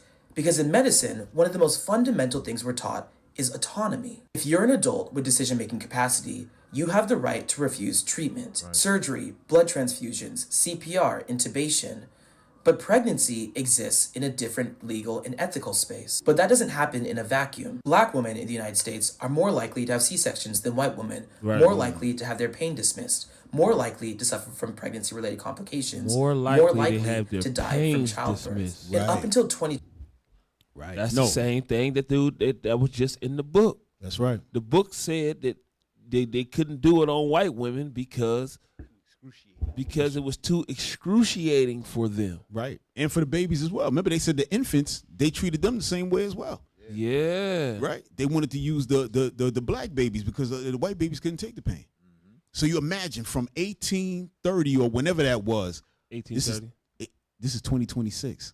And it's the same thing. Same thing. That's why I'm telling you, the people who not in the truth, y'all need to believe this Bible. We don't have to keep going. Well, we got to keep going through it, but y'all have to come around and start. Look at this. You think this is going to change? You still got some brothers out there talking about, oh, now we're making a change in this world.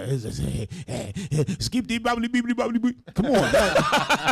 It's just, it's slave, man. It's a slave mentality. Y'all got to stop. Y'all got to stop dancing. They got to stop dancing, man. Go ahead, hit play, man. 21, medicine reinforced many of these biases through tools like the VBAC calculator, which used race in order to predict someone's likelihood of having a successful vaginal birth after previously having a C-section. If you were Black or Latina, the calculator gave you a lower chance of success and pushed providers towards offering you surgery. So that meant Black women were more likely to be told that they weren't good candidates for vaginal birth and more likely to be told to have a C-section. I look at a case like this, I have to ask, is this about safety or is this about control? Because when a court can enter a delivery room or an algorithm can decide who gets the chance at a vaginal birth, that's no longer medicine, that's institutional power. If your autonomy can be taken away at one of the most vulnerable moments of your life, then the question that I have to ask is whose body is it really? See? Imagine you're in labor. Right. We have no dominions over our body. Period. That's just what it is. Yeah. So how you don't believe the Bible when it's telling you all this stuff? Right. Thousands of years before it happened, and we still living it, you know? Right. Come on around, man. Say, come on around. Yeah. For real. Hold on. I thought I wanted to bring out one more thing. I think that's it. Yeah. Nah. I thought I had one more. But yeah. So while you looking for that, let me see. Yeah. Booster Club. Bing. Oh, yeah. Hit that up. Booster Club. Make sure y'all scan the QR code. Give to the Booster Club because they treating us bad all over the world. Yeah. And we trying to heal our people all over the world to wake up to this truth. Mm-hmm. Send it on over there. Send it on over there. Yo. Hey, and remember, the sisters, y'all got to come back to the laws of God. One of the laws is marriage is honorable. Yeah. A husband in those rooms is very powerful. I've been in that nursing room, and they will pressure them. Those women get pressured. Yes. Hey, can I tell y'all something? Yeah. Can I tell you? And I forgot to ask Brianna, but the other sister, what's her name? Sharice. Yeah. Did you see her husband in the room? No. He was there. With all that pressure. Yeah. Sometimes the men is there. They don't care. They come in roughshod. They just putting the. Wow. They pushing the fake. Get up out of here. And that's why you men need to wake up into this truth, man, because we make men out of you weak brothers, man. Yeah. You can't come into the room and talk and talk nothing about me while I'm sitting right there. Right? Yeah, it's crazy. This is all me right here. Yep. Yeah. Right. All this, everything inside up in here, everything up and through here. Yeah. Right? Because she said her mom was there. She said the kids was there. Maybe Pops was on his way. You know, sometimes you be at work. That happened. You got to hurry up, get over there. Anything is possible. But the other sister, it just looked like she was by herself. It did. No, she wasn't by herself. Her husband was there. You know what I mean? And they still did whatever the hell they wanted to. Yeah. You know? So imagine in a situation like that, they not even going to the husband saying, all right, so what you want to do? You know, at least some respect. Like, hey, so what you want to do for your family? I know your wife's saying that, but what you want to do? You know, none of that. Yeah. No, sir. You. Not only do you have not autonomy over your own body, but that's what the Lord said, right? That a husband and wife is one flesh. Yeah. Right. Yeah. So they disrespecting both of y'all. It's one time. Yeah. One flesh. Hey, y'all. All praise to the Lord. We it's good that we see these things, right? Hosea 5:15. Hey, Cap, you know what's crazy about that? What you just said, because they oppress your body, your choice, right? Only when it benefit them. Exactly. Abortion. For the abortion. Yep. That's it. Right. Your body, your choice, only when it benefits you. But when it benefit me and you want to take money out of my pocket, you get in the C-section. Right. Your body, my choice. I choose your body. Yeah. Right. Go ahead. What we said we was doing? Hosea 5:15. Hosea. Yes, sir. Yeah, read that. The book of Hosea, chapter 5 and verse 15. I will go and return to my place. Right. The Lord said, I'm going to go return to my place. Go ahead. Till they acknowledge their offense. We have to acknowledge our offense that we have not been keeping the laws of God. We have not been worshiping the Lord the right way.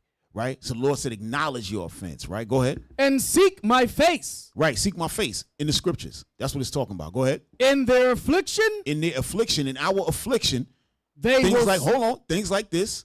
4 C-section and all that. Go ahead. They will seek me early. We're going to go looking for the Lord. Yeah.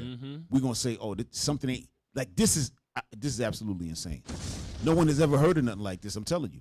This alone, and yes, it has happened to, like she said, it has happened to a couple of white women. But if we start to really get them numbers together, is it really happening to white women as much? Right. They got to throw a couple of them in there. You know what the crazy thing about it? Them white women probably had black baby daddies. Damn. Ain't no telling. Yo. Real talk. They was probably getting done like that because they were so-called nigger lovers. Right. You know what happened when they did the ultrasound? They said, look at the skull. That's a black baby in there. Look at that hook. Yeah, that's a black baby in there. I can tell by the circumference of that skull. It's a numbskull in there. Dang. There ain't no fitted for that big head of his. Woman, did you have sex with a black man? This is what's going on, y'all. You probably right. You probably right. If we go check them numbers out, maybe 40 to 50% of the white women had a black baby daddy. Yeah. Maybe. Damn. Or the white woman was really in danger, you know? Right. In that kind of case, you know? Right. Maybe they was really in danger. Yeah. I don't think it was really, they didn't go through what the sisters is going through. It's no way. Nah. There's no way. No. Nothing wrong with our sisters that we just watched. It was Yeah, nothing wrong with nothing the wrong children. with And I bet you it wasn't like really forced on them. They just putting it in there as it was. They probably Right. consented to what they was talking about, Right. and just see, we do it to white people too. Yeah, no. It's like that one white person that got one black friend. Right. Get the hell out and of probably that's what the hospital with just all white people. So they got to get some C-sections up out of there. Yeah. They say, listen, our numbers are low. Come on, where's the C-sections? Come on, guys, give me a couple of C-sections. Get one this quarter. Yeah, you can't find one problem there. Come on, you're not looking hard enough. Give me about 5 C-sections this week. and they did it. But other than that, our people is getting destroyed through this. Y'all seen it, close to 50% in L.A., in the L.A. hood. Right. And then a couple of miles away where Esau is at, 15% and lower. 15 and lower. As of last year, 2025, in Puerto Rico, the tribe of Ephraim, with a small birth rate, 50% C-sections, man. Yo, listen, y'all. And that's just the number that they counting, bro. Right. Look at this. Unnecessary C-sections. Read that quick, officer. Unnecessary C-sections. A study found that roughly 10% of all women feel pressured by doctors to undergo C-sections. Research on unnecessary procedures, those that medically justified. Those not medically justified. Those not medically justified. Indicates that black women are approximately 25% more likely than white women to receive one. Right. And I'm going to tell you something. A lot of them white women, they probably want it. You know what I mean? They're probably like, oh, yeah, just take it out. Because scientifically, it's like, all right, if you're just going to take it out, I'm good. I don't really feel like going through the pain. I heard some people say that. I don't want to go through the pain. You know what I mean? But you're going to have some kind of pain. You ain't going to just have a baby with no pain. Come on now. Not yet. Go ahead. General C-section rates, 2022 through 2024. In the U.S., the average C-section for the white race, C-section rate for white women is 31.1%. For comparison, the rates for other groups are black women, 37.1%. Right. Asian Pacific Islanders, 34%. Hispanic women, 31.9%. American Indian / Alaskan Natives, 29.9%. Right. But if you really look at the percentages, Yes, I was just about to say that. It's still skewed because these are the minority groups. Right. So 30-something% of that is higher, way higher than their number at 30-something. You know what I mean? We had to really check them numbers, man. For real. That 30-something for real, that's that 30, 60, 68. Hey, look at this. 80, Check this that's out. like 80-something%. Look at It this. said right there. Look. Check that out. Go ahead. Court-ordered procedures.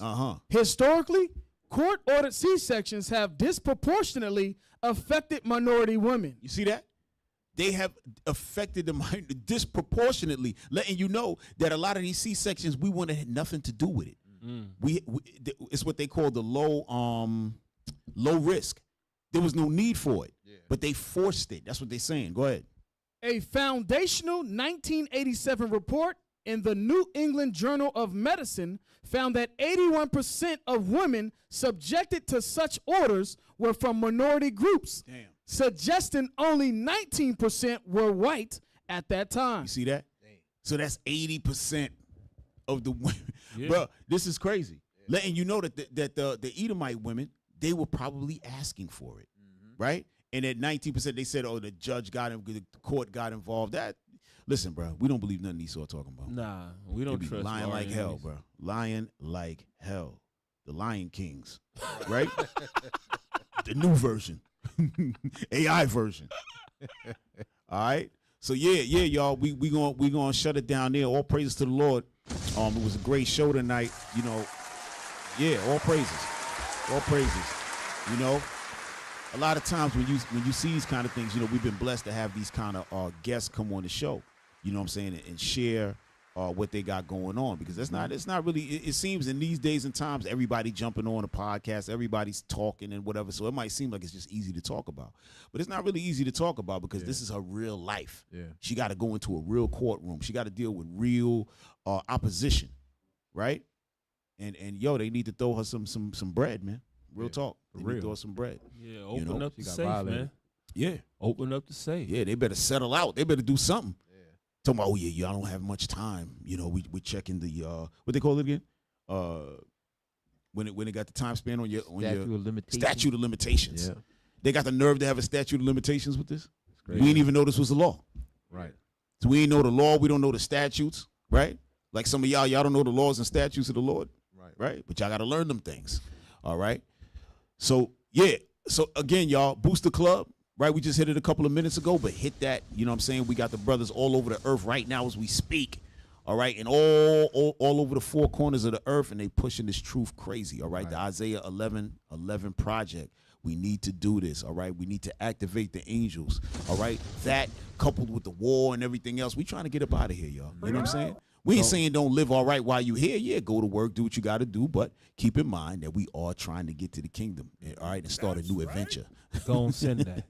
For real, all right? All right, save a couple dollars for us. If you couldn't hit us up on the super chat, then hit us up on the PayPal, all right? IUIC.norcal@israelunite.org. Right. Y'all see how painful it was today? Right. Hey, so the next show we going to have for you a pastor, right? Pastor Vincent and Lady Artis Leslie, all right? This is a couple. We're talking about steps to building a godly marriage, right? So now they coming from the Christian church, but it's going to be an excellent show. We're going to discuss, you know what I'm saying? We're going to touch this Bible up very nicely. For sure. You know what I'm saying? We're going to talk about a man and woman becoming one flesh, honorable marriage, so on and so forth. You know what I'm saying? To let them know, you know, they're going to tell us what they doing, and we're going to speak on what we doing, right? And Lord's will, the Bible going to be in place, so we should have a excellent show. We can't wait for that. This is going to be very, very good. Oh yeah, 100%. Ladies and gentlemen, come on down. Yeah. He said, come on down. No, those shows usually like great shows for us when we have, Christians and come on the show and stuff like that, because, you know, we already know there's a difference in doctrine or whatever. But the bottom line is marriage is honorable and all. Yeah. Right? So what we talking about? And the right? bottom line is let God be true and every man a liar. Man a liar, right? And we're going to take marriage a little bit deeper when we having these conversations, you know what I mean? So Lord's will, everybody leaves his friends. Yeah. So All put right. your seatbelts on, Yeah. strap down. It's going to be a hell of a ride. Yeah. All right. So your Officer Shim, take us out, bro. Hey, you know what to do? Or do you know what to do? Hey, you don't know what to do, bro. You know what Nehemiah chapter 13, verse 21. Then I testified against them and said unto them, why lodge ye about the wall? If ye do so again, I will lay hands on you. If you do this thing again, we got to lay hands on you. If you don't donate to the Booster Club, we got to lay hands on you. And guess what? Supporting cash. If y'all ever do us like this again, we got to lay hands on you. Let's go. Hey, y'all tuned into the show. This is the Nehemiah Squad. Yeah. We got the mighty Captain Zaccai. Yeah. I'm Officer Shim. Yeah. That's Officer Judah. Yeah. We out. Yes, sir. Most High Christ bless y'all. Let's go. Hey, from even to even, spend holy days away from the heathen. I need a break, I don't need a reason. I need a script, I don't need your grievance. Keep it to yourself. It's better for my health. Leave it on the shelf. Ain't hearing nothing else. Tonight ain't the night. Knowing the price. Pay it off with my life. Till it's out with your lights. Do it all for the Christ. And he ain't playing nice. Knew the end from the start. Fix your face like it's art. The sons of a simp, call him Bart. Yeah, you did your best, played your part. But now it's time to cut you to the heart.